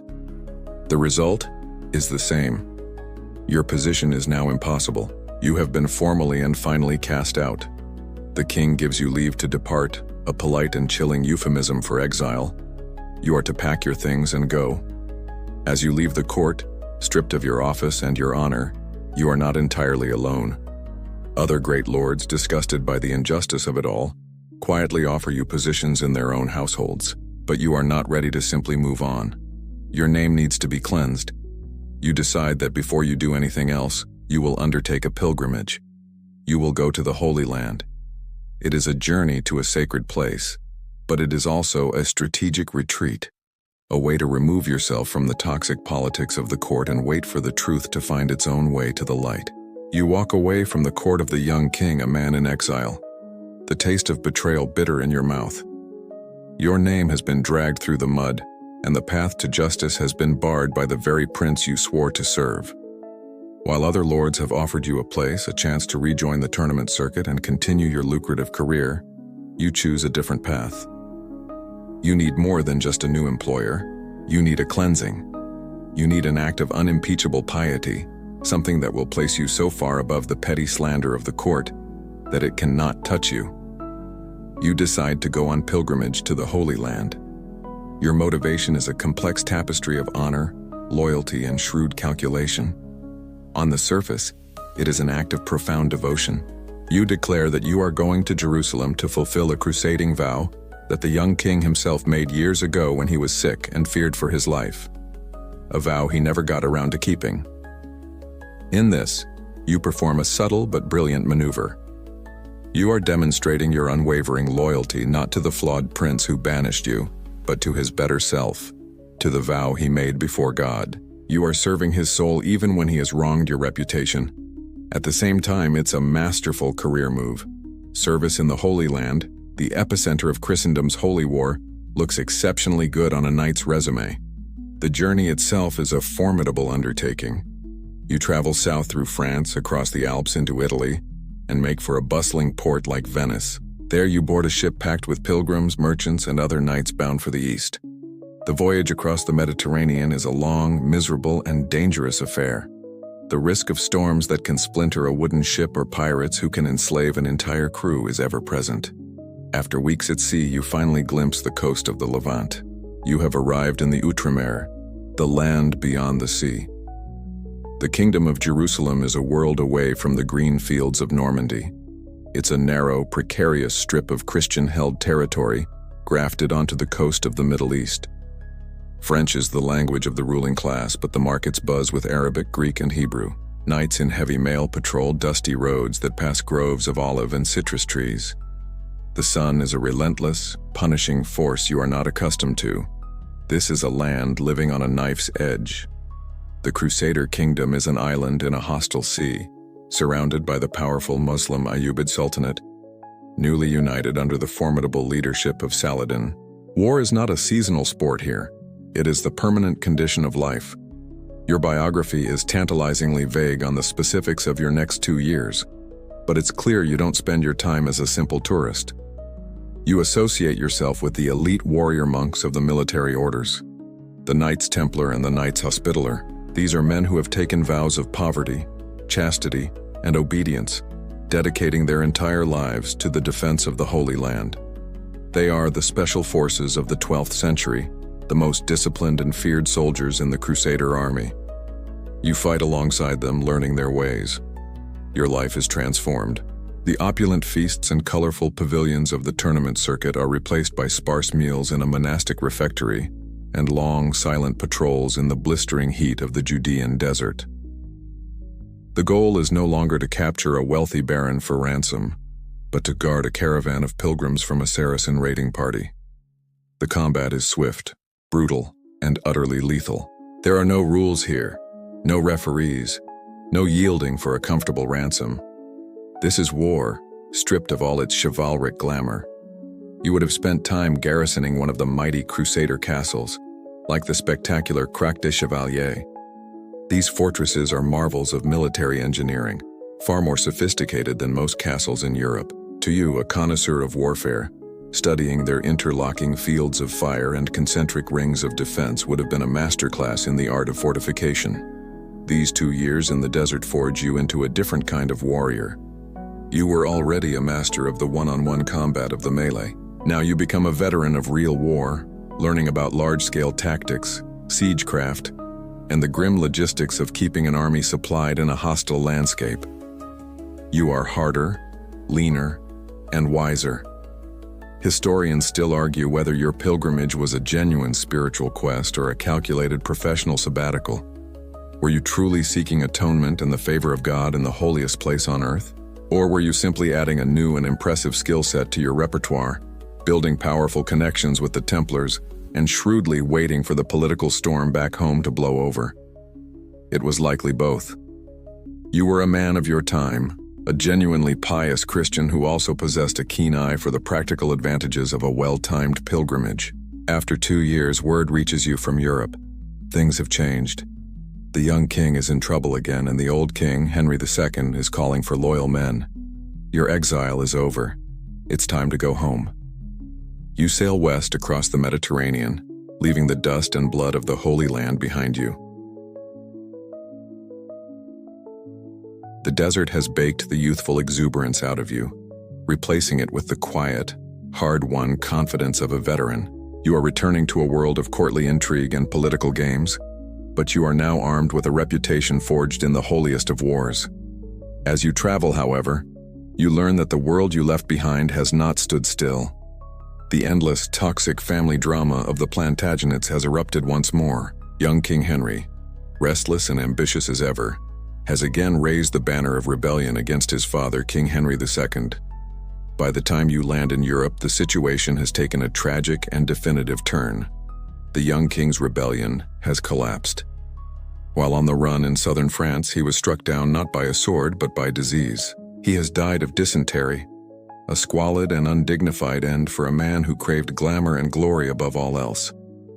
You arrive to find the world you knew in mourning for its fallen prince, and you learn something that stops you in your tracks. On his deathbed, consumed with remorse for his rebellion and his sins, the young king's thoughts had turned to you. He reportedly confessed to his bishops that he had wronged you terribly. He asked for your forgiveness and, as a final act of reconciliation, he charged his companions with a sacred duty to deliver his own crusading cloak to you and to ask you, the man he had exiled, to fulfill his final wish by taking it to his tomb in Rouen. It's a moment of profound and complex emotion. The man who was your greatest patron and your most bitter betrayer is gone. All the anger and resentment you must have felt vanishes, replaced by a deep grief for the charismatic, flawed, brilliant young man who never found a kingdom to match his title. You accept the task. You travel to Rouen, and in a quiet, solemn ceremony, you lay the cloak of a crusader upon the tomb of the prince you served for a decade. And with that duty done, you are once again a knight without a master, a man whose future is a blank page. You are the peerless tournament champion, the pious crusader and the loyal knight who kept faith with his prince even after being unjustly banished. In a world of shifting allegiances, your brand is one of unshakable integrity. There is only one logical place for a man of your stature to seek employment, at the very top. You present yourself at the court of the old king, Henry II. You find a man worn down by grief and endless war against his own family. Henry II is in his early 50s, but the years of constant travel and the stress of ruling a vast empire, not to mention the heartbreak of his son's betrayals, have aged him. He is grieving the death of his rebellious son, a complicated sorrow that only a parent can know. He looks at you, this man who has just returned from the Holy Land, this living symbol of loyalty to the son who had caused him so much pain. The king listens to your story, and he sees in you something he desperately needs, a man of principle, a man whose loyalty is not for sale. There is no probationary period. There is no question of your value. King Henry II, one of the most powerful and intelligent rulers in Europe, immediately and unhesitatingly accepts you into his own service. You are not just given a minor role. You are brought into his inner circle, his familia regis, as a senior household knight and trusted counselor. This is a staggering promotion. The king's trust in you is absolute, precisely because you demonstrated such loyalty to his son. In the king's pragmatic mind, a man who would serve his lord faithfully even after being wronged is the most reliable kind of servant there is. And the king's favor comes with tangible rewards. For the first time in your life, you are granted real landed responsibility. The king gives you custody of the estate of Cartmel in Lancashire, a rich prize. More importantly, he places a wealthy young heiress, Eloise of Lancaster, under your wardship. This was a classic medieval method of reward. You were responsible for the lands and the lady, and you were entitled to all the revenues from the estate. You are at last a man of property. It might not be yours to pass on, but for now, you are a lord with an income that doesn't depend on knocking other men off their horses. Historians still argue whether Henry II's immediate acceptance of you was a heartfelt gesture of admiration or a cold political calculation. Was he genuinely moved by your tale of loyalty and your posthumous reconciliation with his son? Or did he simply recognize the value of a peerless military commander who, having no great family or lands of his own, would be utterly dependent on the king's favor and therefore utterly reliable? The answer, as is so often the case with Henry II, is that it was almost certainly both. He saw a good man and he saw a useful one. And for now, that is all that matters. You have a new master, but the king is growing old, and his remaining sons, the fiery Richard and the cunning John, are waiting in the wings. Your days of fighting are far from over. You find yourself in the service of a sad, embattled king. The glory days of Henry II are over, and the evening of his reign is a stormy one. The court you have joined is not a place of celebration, but of paranoia and grim resolve. The king is old, he is often sick, and he is haunted by the ghosts of his rebellious children. The Plantagenet family reunions, it seems, were always destined to end in bloodshed. You have settled into your role as a trusted royal counselor, a man of property and standing. But you soon discover that your primary job will not be to give advice in a council chamber but to wield your sword in the king's defense. Because the final and most devastating family war is about to begin. The antagonists this time are the king's two surviving legitimate sons. First, there is Richard, the eldest remaining heir, known to you in history as the Lionheart. He is a formidable warrior, a brilliant general, but he is also impatient, arrogant, and convinced that his father is plotting to disinherit him in favor of his youngest brother John. And so Richard does what all the Plantagenet sons seem to do. He rebels. He makes a formal alliance with his father's greatest enemy, the shrewd and calculating King Philip II of France. Then comes the cruelest cut of all. Prince John, his father's favorite, the son for whom Henry had schemed and fought, also betrays him and joins the rebellion. The two people Henry has left to inherit his vast empire have united with his mortal enemy to destroy him. For King Henry, this is the final, soul-crushing blow. He is a lion in winter, cornered and attacked by his own cubs. His great Angevin empire, stretching from the borders of Scotland to the Pyrenees, is beginning to crumble, as Richard and Philip launch a blistering invasion of Henry's French territories. Many of the king's own barons, seeing which way the political wind is blowing, begin to desert him. They are pragmatists, looking to secure their futures under the reign of the man who will surely be the next king, Richard. In this atmosphere of betrayal and collapse, you become one of the few fixed points of loyalty in the king's world. While others hedge their bets or openly switch sides, you remain unshakably at your post. Your loyalty is not to a winning cause. It is to your sworn lord, the man who took you in when you returned from the Holy Land. You become a commander of the king's dwindling forces, and more specifically, you are entrusted with the most difficult and dangerous job in a losing war: commanding the rearguard. Your task is to protect the king's person, as he is hounded across his own lands, forced into a desperate fighting retreat. The campaign of 1189 is a disaster for the old king. The allied forces of Richard and Philip are too strong, too fast, too aggressive. Henry is forced to abandon the city of Le Mans, the very city of his birth. This is a devastating psychological blow. You are there, organizing the chaotic evacuation, as the king looks back at his burning hometown and is said to have cursed God for having taken from him the thing he loved most. You and your men are the shield that stands between the fleeing king and Richard's advancing knights. You are the last man across the bridge, fending off the enemy vanguard, while your own men desperately try to destroy the crossing to slow the pursuit. Your role is intimate and personal. You are not a distant general. You are the king's personal protector. You are likely sleeping in his antechamber, planning the next day's escape route and fighting hand-to-hand to beat back attacks. You watch as the great Henry II, the man who had brought law and order to England and had made kings and popes tremble, is reduced to a fugitive, sick and heartbroken, fleeing from his own son. In these dark, desperate days, the bond between you and the king is forged in fire. He relies on you completely.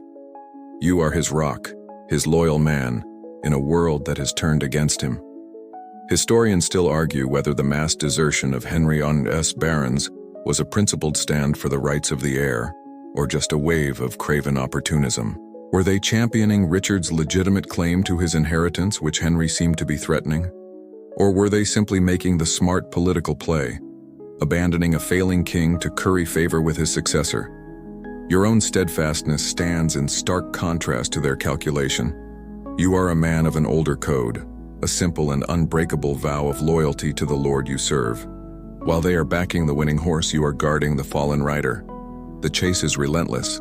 Richard is hot on your heels, driving his father further and further into a corner. It is only a matter of time before this desperate flight leads to a final, violent confrontation. The retreat has become a desperate, headlong flight. King Henry II, sick with fever and heartbreak, can barely stay in the saddle. You and the handful of loyal knights left in his rearguard are all that stand between him and his relentless pursuers. Skirmish after skirmish erupts as you cross bridges and navigate narrow forest tracks, buying the dying king a few more precious minutes of freedom. Then, the moment you have been dreading arrives. The enemy vanguard is upon you, and leading the charge, well ahead of his men, is a single, magnificent figure in gleaming mail, his banner streaming behind him. It is Richard the Lionheart. He sees the king's party struggling to get away. He sees the rearguard turning to flee, but he also sees one knight detached from the group, wheeling his horse around to face him. Alone. That knight is you. The chase is over. For this one moment, the war for the Angevin Empire shrinks to a single, personal confrontation between two men. It is a matchup for the ages. In one corner, Richard, the Lionheart, the most celebrated warrior prince in Christendom, the future king. In the other, you, William Marshall, the undefeated champion of the tournament circuit, the veteran crusader, the old king's last loyal man. The world holds its breath. Richard sees you, a lone obstacle, and his warrior's pride takes over. He lowers his visor, couches his lance, and spurs his horse into a full thundering charge. He is the irresistible force, and you are the immovable object. He is coming straight for you, expecting to shatter your lance and ride you down, clearing the path to his father. As he bears down on you, 1,000 calculations race through your mind. This is the man who has hounded your king across his kingdom. This is the rebel who has broken his father's heart. He is an enemy in arms, and you have him at the point of your lance. You could kill him, right here, right now. One well-aimed thrust and the rebellion is over. It would be a justifiable act of war. But you are William Marshall. You don't just see the battlefield in front of you. You see the political chessboard that stretches years into the future. You know that King Henry is a dying man. Richard, the man charging at you, is the undisputed heir to the throne of England and all its vast domains. To kill the heir, even in the service of the current king, is to sign your own death warrant. The moment Henry II breathes his last, you would be a marked man, a traitor with a price on his head. Your lands would be forfeit, your life worthless. So you make a decision in the split second before impact. A choice born of supreme skill, breathtaking audacity, and ice-cold political calculation. You keep your lance perfectly level, but at the last possible moment, you shift your aim. You bypass the man and target the horse. There is a sound like a thunderclap as your lance strikes home, not against Richard's shield, but deep into the chest of his magnificent warhorse. The beast gives a terrible scream and collapses in a heap of flailing legs and broken momentum, pinning the mighty Richard beneath its weight. You have stopped him dead. The irresistible force has just met a very, very smart object. You rein in your horse beside the fallen prince. Richard, tangled in his stirrups and shocked by the sudden, violent stop, glares up at you from the dust. And now you deliver the verbal coup de grace, a statement that will be repeated in chronicles for centuries. You look down at the future King of England, the most feared warrior of his age, whom you have just effortlessly defeated, and you say, "By God's legs, I will not kill you. Let the devil himself do that." You are making it crystal clear to him and to anyone watching that his life was in your hands. You had the power to end him, but you made the choice to spare him. It is an act of utter humiliation and calculated mercy, delivered in a single devastating package. This encounter instantly becomes the stuff of legend. It is the perfect demonstration of your defining qualities, your unparalleled martial skill which allowed you to perform such a precise and difficult maneuver in the heat of battle, and your profound political intelligence which allowed you to see the only move on the board that could save both your current king and your own future. Without a backward glance, you wheel your horse and ride off to rejoin the king's retreat, leaving Richard the Lionheart to be helped up by his men sputtering with rage and shame. You have won the duel. You have saved your king, who has made good his escape. But the war itself is already lost. Your incredible act of defiance has bought a few more hours of life for a dying reign, but it cannot reverse the tide of history. And you now have to face the terrifying question of what will happen when you next meet the man you have just so thoroughly and publicly humbled. Your single-handed defiance of Richard the Lionheart buys your dying king a little time, but it cannot alter the outcome of the war. Defeated, humiliated, and abandoned by his sons, Henry II is forced to accept a peace treaty on Richard's terms. You escort the king to his castle at Chinon. He is a broken man, his legendary energy finally extinguished. In his last days, he asks to see the list of the barons who had deserted him to join Richard's rebellion. He reads the names, and the first one he sees is that of his youngest, most beloved son, John. That final betrayal shatters his will to live. "Now let things go as they will," he is said to have whispered. "I care no more for myself or for the world." A few days later, he is dead. You are there at the end, one of a handful of loyal men left to close the eyes of the great king. You help wrap his body for burial and accompany his funeral procession to Fontevraud Abbey. The king is dead. Long live the king. Richard Murray is now the undisputed ruler of England and the vast Angevin Empire, and you are the man who, less than a week ago, knocked him off his horse and publicly shamed him. The air grows very cold for you. Your friends and allies are terrified on your behalf. They come to you and beg you to flee, to take a fast ship to the continent, to go into exile before Richard's vengeance can find you. Everyone knows of the Lionheart's pride and his ferocious temper. They are certain that his first act as king will be to execute the man who so recently humiliated him. You are, by all rational accounts, a dead man walking. But you are William Marshall. You have lived your life by a code of honor, and running is not in your nature. You decide to stay. You will face the new king and accept your fate, whatever it may be. To flee would be to live the rest of your life as a fugitive, always looking over your shoulder. You choose to walk directly into the lion's den. The scene is set for your first formal encounter with the new king. The court is assembled, filled with the very men who had rebelled against the old king. Richard is on his throne, confident and powerful. A hush falls over the hall as you enter and approach him.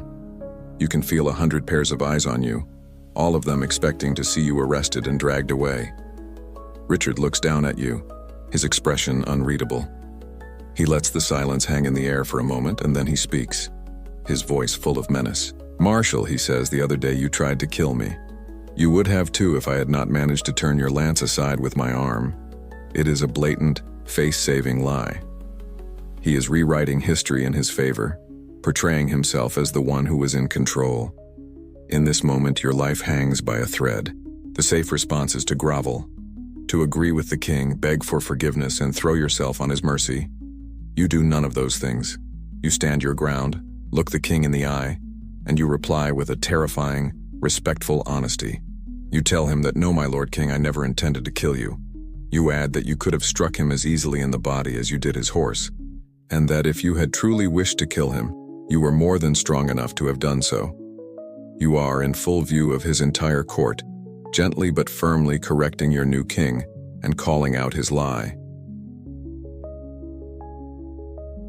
A slow smile spreads across Richard the Lionheart's face, and he lets out a laugh. Above all else, Richard was a warrior. He valued strength, skill, and courage above any other quality. Your skill on the battlefield had impressed him, but your audacity in his court, your refusal to be cowed, has won his respect. He sees in you not an enemy to be punished, but a man of steel, a man just like himself. In a stunning act of magnanimity, he publicly pardons you. "Marshal," he declares, "I forgive you. You shall be my man." The collective sigh of relief in the hall must have been a gale, but the king isn't finished. You see, the old king, Henry II, had made you a promise on his deathbed. He had sworn that you would be given the hand in marriage of one of the greatest heiresses in the realm, Isabel de Clare. With Henry's death, you had surely assumed that promise had died with him. But Richard, in this moment of royal grace, chooses to honor his father's last wish. He looks at you and says that the promise will be kept. He not only forgives you, he rewards you beyond your wildest dreams. He formally grants you the hand of Isabel, and with her, all her vast estates, the earldom of Pembroke, the lordship of Strigul in the Welsh Marches, and huge territories in Ireland. Historians still argue whether Richard's decision was a sign of a truly chivalrous spirit or a masterclass in political pragmatism. Did he spare you out of genuine admiration? Or did he, a king already planning a great crusade, recognize that a man of your legendary loyalty and skill was an asset too valuable to waste on petty revenge? Whatever his motive, the result is the same. You walk into the king's presence a landless knight expecting death, and you walk out as one of the richest and most powerful magnates in the Anglo-Norman world. Your life has just been irrevocably transformed. You leave the presence of King Richard with your head spinning, the royal pardon and the promise of a bride echoing in your ears. You, who have lived your entire life as a landless knight, a man whose only capital was his sword arm and his reputation, are about to become one of the greatest lords in your king's domain. You travel from the court to London to claim the two things that will define the rest of your life: your wife and your inheritance. Your bride-to-be is Isabel de Clare. She is the sole surviving child of Richard Strongbow de Clare, the Norman adventurer who had conquered the Irish kingdom of Leinster. Since her father's death, she has been a ward of the crown, raised in the chilly security of the Tower of London. She is young, about 19 to your early 40s, and by all accounts intelligent and capable, and she is, without question, the single greatest heiress in the Anglo-Norman world. This is not a marriage born of romance. It is a dynastic and economic merger of the highest order. She has the lands and the title. You have the royal favor, the legendary reputation, and the skill to hold them. The wedding is a suitably grand affair. In a London church, you are joined in matrimony. And in the moment you say your vows, your world is utterly and irrevocably transformed. By the legal principle of jure uxoris, by right of his wife, you are no longer simply Sir William Marshal, the famous knight. You are now William Marshal, Earl of Pembroke, and Lord of Strigul. You have gone from being an employee to the CEO and majority shareholder of a vast multinational enterprise. The boy who was once a powerless hostage is now a prince in all but name. The scale of what you have just acquired is staggering. Let's just take a moment to appreciate the portfolio you now manage. In Wales, you are the master of the Welsh Marches, a turbulent frontier zone. Your primary seat is the magnificent and strategically vital Strigul Castle, now known as Chepstow, which guards the border with England. From there, you rule over vast tracts of land, forests, and towns. In Ireland, you are the Lord of Leinster, a territory covering roughly 1/5 of the entire island. You control castles, ports like Wexford, and immense agricultural estates worked by thousands of tenants. On top of that, the inheritance includes dozens of manors and properties scattered across the wealthiest parts of England and your ancestral Normandy. You have gone from owning the horse you rode on to owning entire landscapes. Your entire life has been geared towards the singular profession of being a knight. Now your job description has changed completely. Your days are no longer consumed by training for the melee or planning a rearguard action. You must now become a ruler, a governor, an administrator, and a judge. You have to preside over courts and dispense justice to your tenants. You have to appoint sheriffs and constables. You need to manage the complex logistics of your estates, ensuring rents are collected, crops are harvested, and trade is flowing. You have, in essence, been forced to trade your sword for an abacus and a book of law. And surprisingly, you turn out to be just as good at this as you were at fighting. Almost immediately, you begin a massive investment program in your new properties. At Chepstow, you undertake a huge rebuilding project, strengthening the fortifications, adding a massive new gatehouse, and constructing comfortable new living quarters.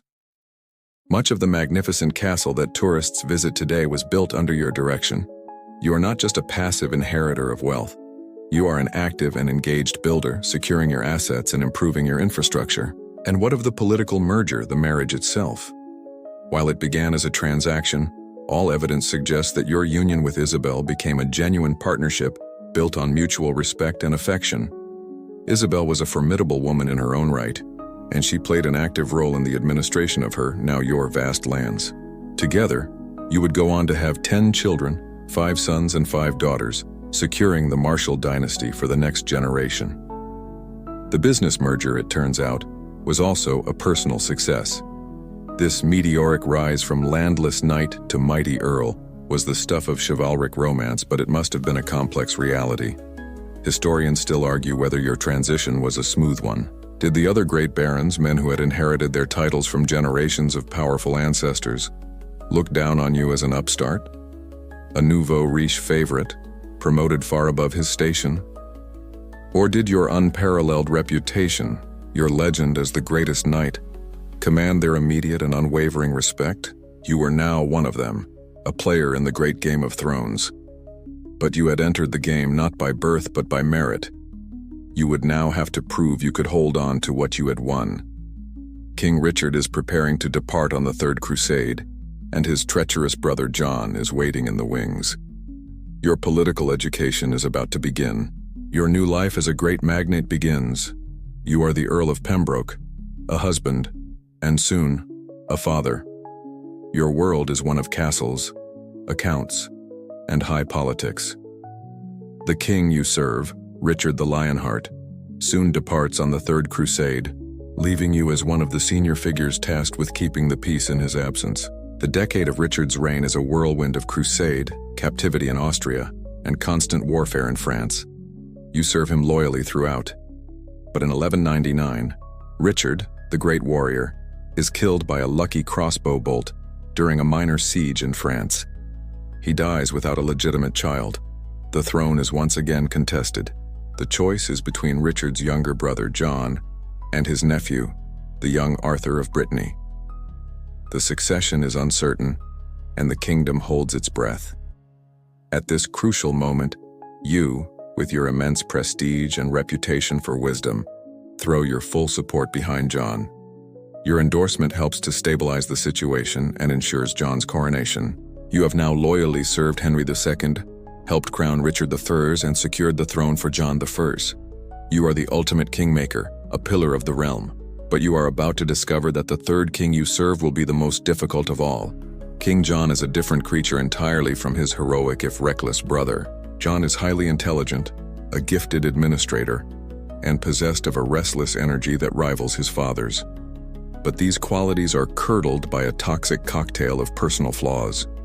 He is deeply suspicious, pathologically mistrustful, and prone to fits of vindictive rage. He is a man who never forgets a slight and who delights in humiliating his perceived enemies. Serving King Richard was like handling a lion, dangerous but straightforward. Serving King John is like handling a basket of snakes. It requires constant vigilance, a silver tongue, and nerves of steel. Your relationship with him is a masterclass in managing a difficult personality. He needs you. You are his most experienced general and one of his most powerful barons, but he also deeply resents and fears you. He is suspicious of your vast semi-independent power base in the Welsh Marches and Ireland. He is jealous of your spotless reputation for loyalty and chivalry, which serves as a constant, unspoken rebuke to his own more treacherous and sullied history.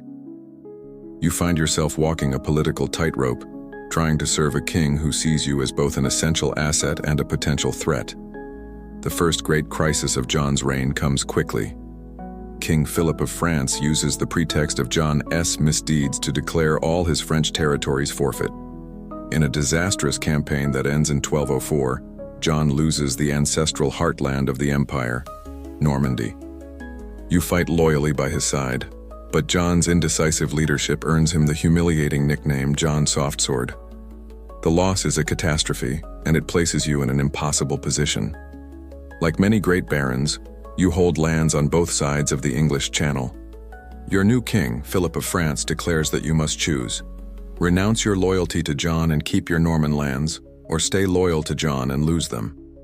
This is a direct conflict of interest, and King John expects you to fall in line, to sacrifice your Norman patrimony for his sake. But you are a pragmatist. You travel to France and negotiate a separate peace with King Philip. It's a brilliant piece of diplomacy.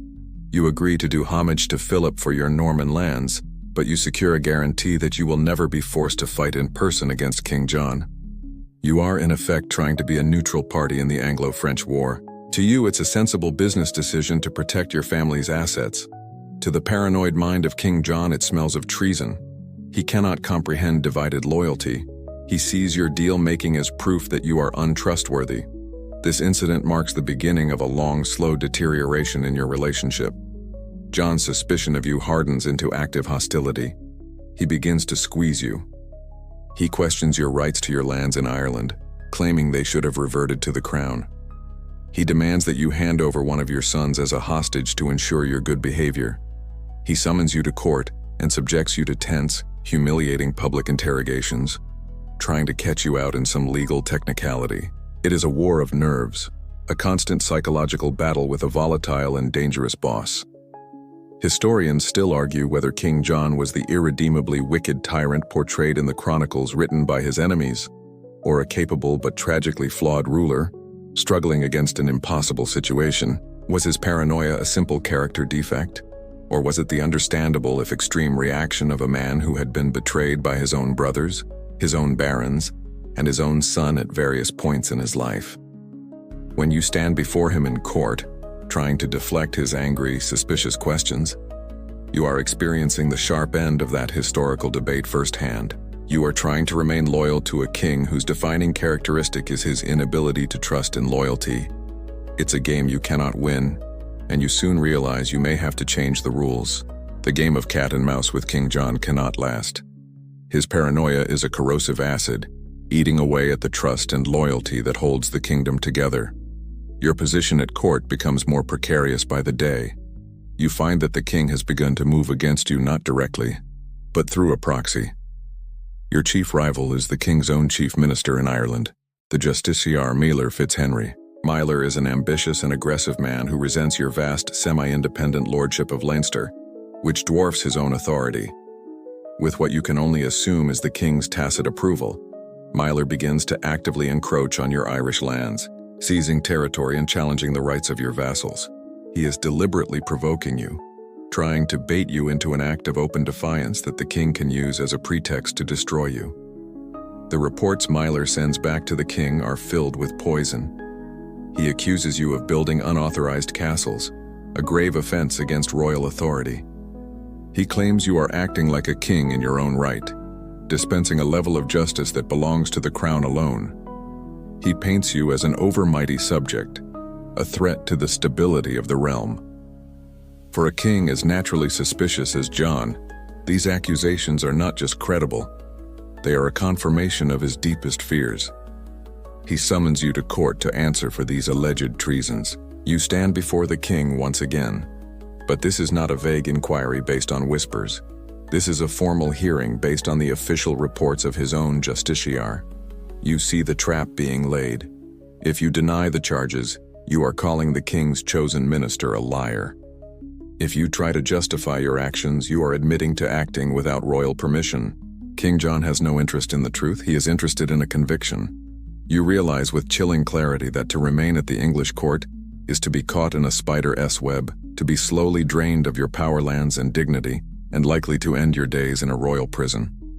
King John was a master at using the levers of power to crush those he mistrusted. He would levy crippling arbitrary fines known as amercements that could bankrupt a baron overnight. He would demand not just one son, but multiple family members as hostages, holding them in royal castles to ensure a baron's compliance. This was his standard operating procedure, a pattern of behavior that was terrifying the entire English aristocracy. You can see the same fate being prepared for you. So you make a bold, strategic decision. You will not stay for this show trial. You will not allow yourself to be cornered. You formally request the king ask permission to travel to your lands in Ireland to personally confront Miller Fitzhenry and restore order. It is a strategic retreat, a tactical withdrawal from the front lines of courtly intrigue to the safety of your own power base. You are removing yourself from the king's immediate, suffocating presence and moving the conflict to a theater where you hold the advantage. John, perhaps believing you will overreach and give him the clear evidence of treason he desires, grudgingly grants your request. Your arrival in Ireland is not a quiet affair. You are not there to negotiate. You are there to take control. You immediately set about consolidating your power. You summon your loyal vassals, the knights and lords who hold their lands from you. You strengthen the defenses of your key castles like the great fortress at Kilkenny. You prove yourself to be a far more effective and just ruler than the king's man, Miller. You bring a level of order and prosperity to Leinster that it had not known before. In a move that showcases your skills as a civil leader, you even organize the building of a massive defensive wall around your burgeoning port town of New Ross, turning it into a community-wide contest between the various guilds to see who could build their section the fastest. You are not just a lord, you are a nation builder. Back in England, King John hears of your success, and it drives him into a fury. Your competence is a direct insult to his own authority.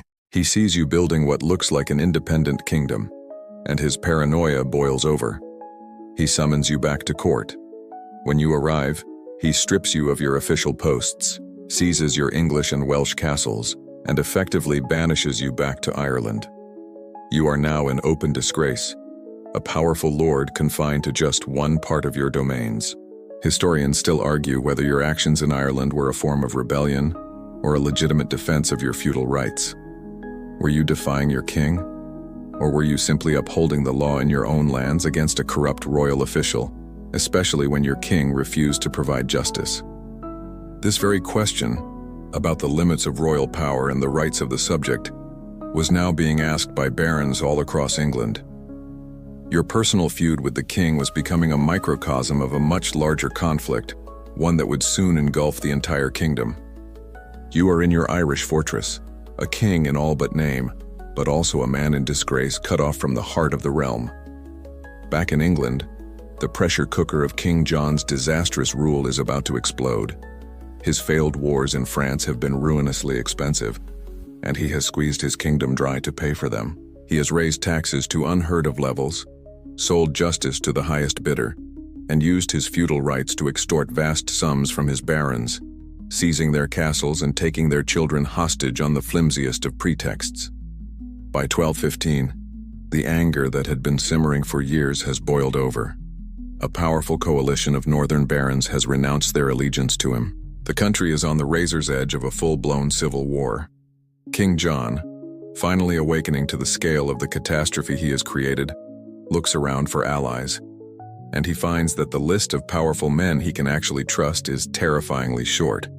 In his moment of supreme crisis, his paranoid mind runs through the roster of great earls, and he realizes there is one man who, despite a long and bitter feud, has never actually taken up arms against him. One man whose reputation for loyalty is legendary. One man whose military skill and political gravity might just be enough to save his throne. That man is you. The king swallows his pride. A royal summons is sent across the Irish Sea. You are recalled from your exile. Your English and Welsh castles are restored to you, and you are welcomed back into the king's inner circle. It is a stunning reversal, born not of affection, but of sheer desperation. King John doesn't want you as a friend. He needs you as a firefighter to help him put out the blaze that is consuming his kingdom. You arrive in England to find two armed camps preparing for war. On one side is the king, with his mercenary captains and a handful of loyalist lords. On the other is the vast majority of the English baronage, united in their opposition. You immediately take on the most difficult role imaginable. You become the chief mediator. You are steadfastly a loyalist. You will not, under any circumstances, rebel against your anointed king. But unlike the king's hardline advisors, you understand that the baron's grievances are real and profound. You see that the only way forward, the only way to avoid a war that would tear the country apart, is through negotiation and compromise. You become the indispensable bridge between the two sides. For weeks you shuttle between the king's court at Windsor Castle and the rebels' armed camp a few miles down the river at Staines. You are one of the few men whom both sides are willing to listen to. The rebels trust your honor even if they don't trust the king you serve. The king trusts your loyalty, even if he resents the concessions you tell him he must make.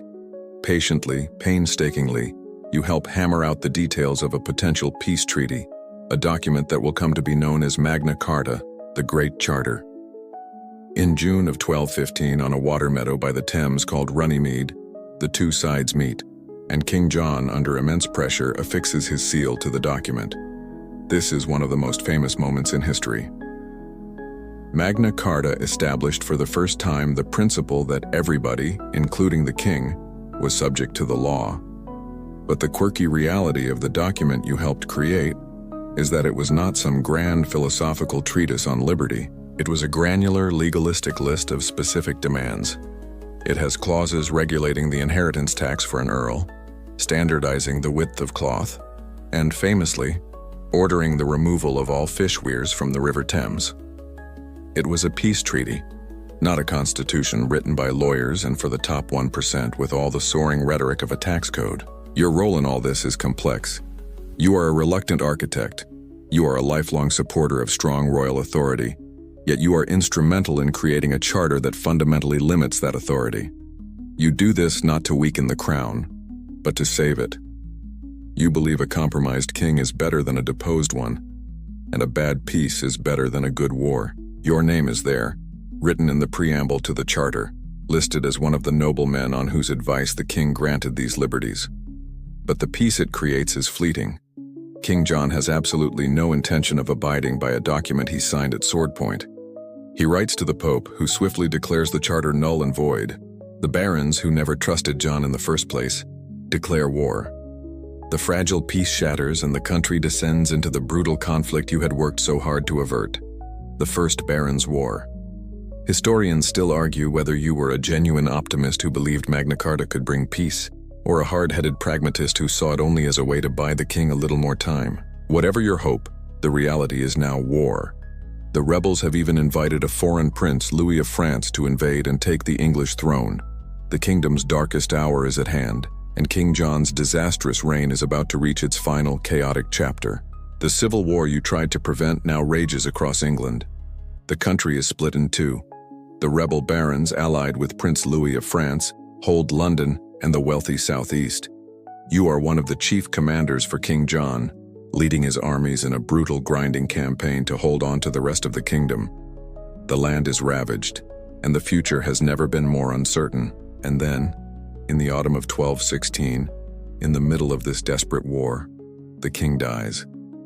There is no glory in King John's end. He is not struck down in a heroic last stand. While campaigning in the east of England, he contracts dysentery. In a final, humiliating disaster, his royal baggage train, containing all his treasure and the crown jewels of England, is swallowed by the treacherous tidal flats of an estuary called the Wash. Defeated, sick, and now bankrupt, John stumbles to Newark Castle, where he dies a miserable death. The disastrous reign of the most despised king in English history is over. His death, however, solves nothing. It creates a power vacuum that threatens to suck the entire kingdom into oblivion. The royalist cause seems utterly doomed. Their deeply unpopular king is dead, and his heir, Prince Henry, is a 9-year-old child. The rebels' candidate, Prince Louis of France, is sitting in London, receiving the homage of English barons and preparing for his own coronation. How can a 9-year-old boy possibly hope to win a war against a seasoned French prince who already controls half the kingdom? The few loyalist barons who have not yet surrendered gather in a state of near despair at Gloucester Cathedral. With them is the boy, Henry, and the powerful papal legate, Gualabiceri, who represents the authority of the Pope, the feudal overlord of England. They have a child. They have a losing war. What they need, desperately, is a leader. They need a regent, a protector of the realm who can rule in the king's name and, more urgently, lead their armies into battle. All eyes in the cold, cavernous cathedral turn to one man. You. You are now in your 70s, an old man in an age when life was brutally short. You have served 4 kings, fought in countless battles, and navigated a half-century of treacherous politics. You are the elder statesman, the living legend, the most respected and universally trusted man left in England. You are the only man with the moral authority and military prestige to unite the fractured royalists and give them a fighting chance. The papal legate stands and formally nominates you to the office of Rector Regis et Regni, ruler of the king and the kingdom. Your reaction, as recorded in your biography, is one of genuine horror. You refuse. You are too old, you say. You protest that you are over 80 years of age, a slight exaggeration, but you certainly feel it. The burden is too great, the task too immense for a man of your years. You are weary of war and exhausted by a lifetime of service. But a great earl stands up and speaks for them all, pleading with you. You are the one great knight, the one wise man, who can steer their ship through this storm. Without you, all is lost. They beg you to take the charge. And so, with a heavy heart, you relent.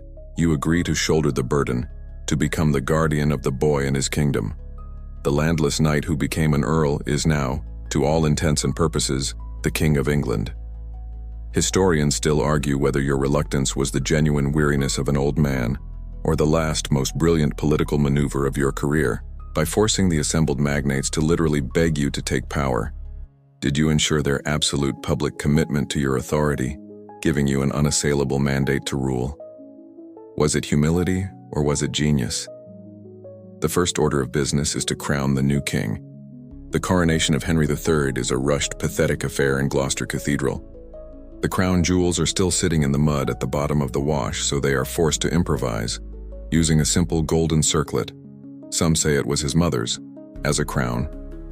A small, bewildered 9-year-old boy is anointed king of a country that is mostly not his to rule. And standing beside him, the towering figure of strength and authority, is you. The protector, the regent, the old man who has just been handed an impossible job. You have a boy king, a broken country, and a losing war. Your first task is to find a way, against all odds, to win it. You have accepted the regency. The weight of a crumbling kingdom rests on your 70-year-old shoulders. The military situation you have inherited is nothing short of catastrophic. Prince Louis of France holds London, and his rebel allies have fanned out across the country. Their main army is currently laying siege to the vital city of Lincoln. The city's castle is still holding out, commanded by a fearsomely loyal and capable noblewoman named Nicola de la Haye, but she cannot last forever. If Lincoln falls, the royalist cause is likely lost for good. You know that you must act, and act decisively. Your first move is not with a sword, but with a pen. In a moment of political genius, you and the papal legate reissue Magna Carta in the name of the 9-year-old King Henry III. This single act is a masterstroke. It signals to the entire country that the tyranny of King John is dead and buried. The new government, your government, will abide by the rule of law. It is a direct appeal to the moderate barons in the rebel camp. offering them an honorable path back to the king's side. Your message is clear. Your quarrel was with the father, not the son. Come home. Having laid the political groundwork, you now turn to war. You muster the remaining loyalist forces at the town of Newark. Your army is small, dangerously outnumbered by the combined rebel and French forces at Lincoln. But your men are loyal, and they are led by the most respected commander in Christendom. At a council of war, you lay out your plan. You will march on Lincoln and relieve the siege, and you will not be commanding from a safe distance in the rear. You announce that you will lead the army into battle yourself. This decision is met with protests. You are an old man. Your life is too valuable to risk. But you are adamant. You know that this is a moment for inspiration, not caution. You address your troops, your voice, though aged, still full of the command that has defined your life. You frame the coming battle not as a messy civil war of Englishmen against Englishmen, but as a righteous struggle to drive foreign invaders from the soil of your homeland. You are fighting for your homes, for your king, and for England itself. On May 20th, 1217, your army arrives at Lincoln. Your battle plan is a thing of beauty, a testament to a lifetime spent studying the art of war. The main enemy force is bogged down in the city's narrow, steeply sloped streets, trying to assault the castle at the top of the hill. A direct frontal attack would be suicidal. Instead, you divide your forces. A small elite contingent of knights and crossbowmen, under the command of your loyal captain Fawkes de Breauté, is to sneak into the castle through a long-forgotten side gate, reinforcing the garrison. You will take the main body of cavalry and smash through the city's north gate, taking the enemy completely by surprise from the flank and rear. The plan works to perfection. Fawkes's men secure the castle, and then the main event begins. The north gate is battered down, and you, William Marshall, are the first man through. In a gesture of supreme, calculated audacity, you have refused to wear a helmet. You want your men to see your face. You want the enemy to see the 70-year-old Regent, the legendary greatest knight, charging headlong towards them. The psychological shock of this sight must have been immense. The old man, the protector, has come to do the fighting himself. What follows is a brutal, chaotic street battle. Your cavalry thunders down the hill into the unsuspecting flank of the French and rebel army. At the same time, the newly reinforced castle garrison throws open the main gates and sallies forth, charging into the enemy's rear. The rebels are caught in a perfect pincer movement, trapped in the narrow streets with no room to maneuver. Your crossbowmen, positioned on the rooftops, rain down a deadly shower of bolts from above. The battle becomes a slaughter, and then a rout. The rebel army completely disintegrates. The day is a stunning total victory for the royalist cause. So much loot and so many valuable prisoners were taken from the defeated army that the soldiers jokingly nicknamed the battle the Lincoln Fair. You have shattered the rebels' main field army. You have captured nearly all of their most important English leaders. You have saved the north of England. Historians still argue whether your decision to personally lead that charge was a necessary act of leadership or a shockingly reckless gamble. Was it the cold calculation of a master strategist seeking to inspire his men? Or was it the final, glorious roar of a born warrior, a man who, even in old age, felt most alive with a sword in his hand and an enemy in his sights? Whatever the reason, it worked. You have won the decisive battle, but the war isn't over just yet. The city of Lincoln is yours. The victory is total, the fair a resounding success for the royalist cause. The back of the rebellion has been broken in a single brutal afternoon of street fighting. But as you stand amidst the aftermath, you know your work is far from over. A single battle, no matter how decisive, does not end a war. Prince Louis is still in London, a snake in the kingdom's heart, and he is expecting a fleet from France carrying fresh troops and supplies. To secure the future of England, you must cut off the snake's head.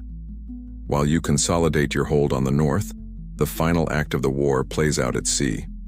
A small but determined English fleet, commanded by your loyal ally Hubert de Burgh, intercepts the French armada off the coast of Sandwich. In a brilliant naval battle, the English destroy the French fleet, sinking ships and capturing their commander. This victory is just as important as your own at Lincoln. Prince Louis is now completely isolated. His army in the field has been annihilated. His reinforcements are at the bottom of the English Channel, and he is cut off from any hope of rescue. He has no choice but to surrender. You, as Regent of England, now preside over the peace negotiations. The defeated French prince and the remaining rebel barons expect harsh terms. They are traitors and invaders who have ravaged the kingdom. By the standards of the day, they could expect mass executions, the forfeiture of all their lands, and crippling fines. You give them none of those things. Instead, you offer them a piece of breathtaking generosity, a settlement that will come to be known as the Treaty of Lambeth. It is your final and perhaps greatest act of statesmanship. Prince Louis is not humiliated or imprisoned. He is given 10,000 marks of silver, a handsome sum, to pay his debts, and is allowed to sail home to France with his honor intact. The English barons who fought against you are not hanged for treason. They are pardoned. They are allowed to reclaim their confiscated lands by paying a modest fine. You welcome them back into the fold. You are, in effect, pressing a giant reset button on the entire civil war. You know that a kingdom cannot heal if a third of its ruling class is bitter, dispossessed, and resentful. A lasting peace, you understand, cannot be built on a foundation of vengeance. With the war now officially over, you turn to the monumental task of reconstruction. You are the regent who must clean up the mess left by decades of mismanagement and years of open warfare. The country is a wreck. The royal treasury is empty. The machinery of royal justice has ground to a halt. Law and order has broken down in many shires, with local warlords and corrupt sheriffs running things for their own benefit. The authority of the crown, embodied by a 9-year-old boy, is fragile. For the next 2 years, you work tirelessly. You are no longer a warrior. You are a governor. You dispatch royal judges across the country to reopen the courts and restore the king's law. You painstakingly rebuild the royal finances, working with your council to find legal and acceptable ways to raise revenue. You reissue Magna Carta again, cementing its place as the foundation of English government. And alongside it, you issue a new charter, the Charter of the Forest. This was a hugely popular move that reduced the size of the hated royal forests, areas where the king had exclusive hunting rights and where common people were subject to brutally harsh laws. It was a tangible sign that the age of royal tyranny was over. A brilliant piece of political public relations. You rule not as a dictator, but as the wise chairman of the board, working in close partnership with the papal legate and the council of loyal barons. You are the steady, respected, universally acknowledged hand on the tiller of a ship that has just sailed through a hurricane. You are binding up the nation's wounds not with force but with justice, moderation, and an old man's weary wisdom. Historians still argue whether your policy of extraordinary leniency towards the defeated rebels was a product of high-minded benevolence or sheer pragmatism. Were you a genuinely forgiving statesman seeking to heal a divided nation? Or were you a canny realist who knew the royalist cause was still too weak to risk antagonizing a huge portion of the baronage, and therefore you offered a peace you couldn't have afforded to refuse? Perhaps the truest answer is that your wisdom lay in not seeing a difference between the two. You understood that in this case the pragmatic path and the honorable path were one and the same. Your work is nearly done. You have saved the kingdom. The year is 1219. The kingdom you saved is finally at peace.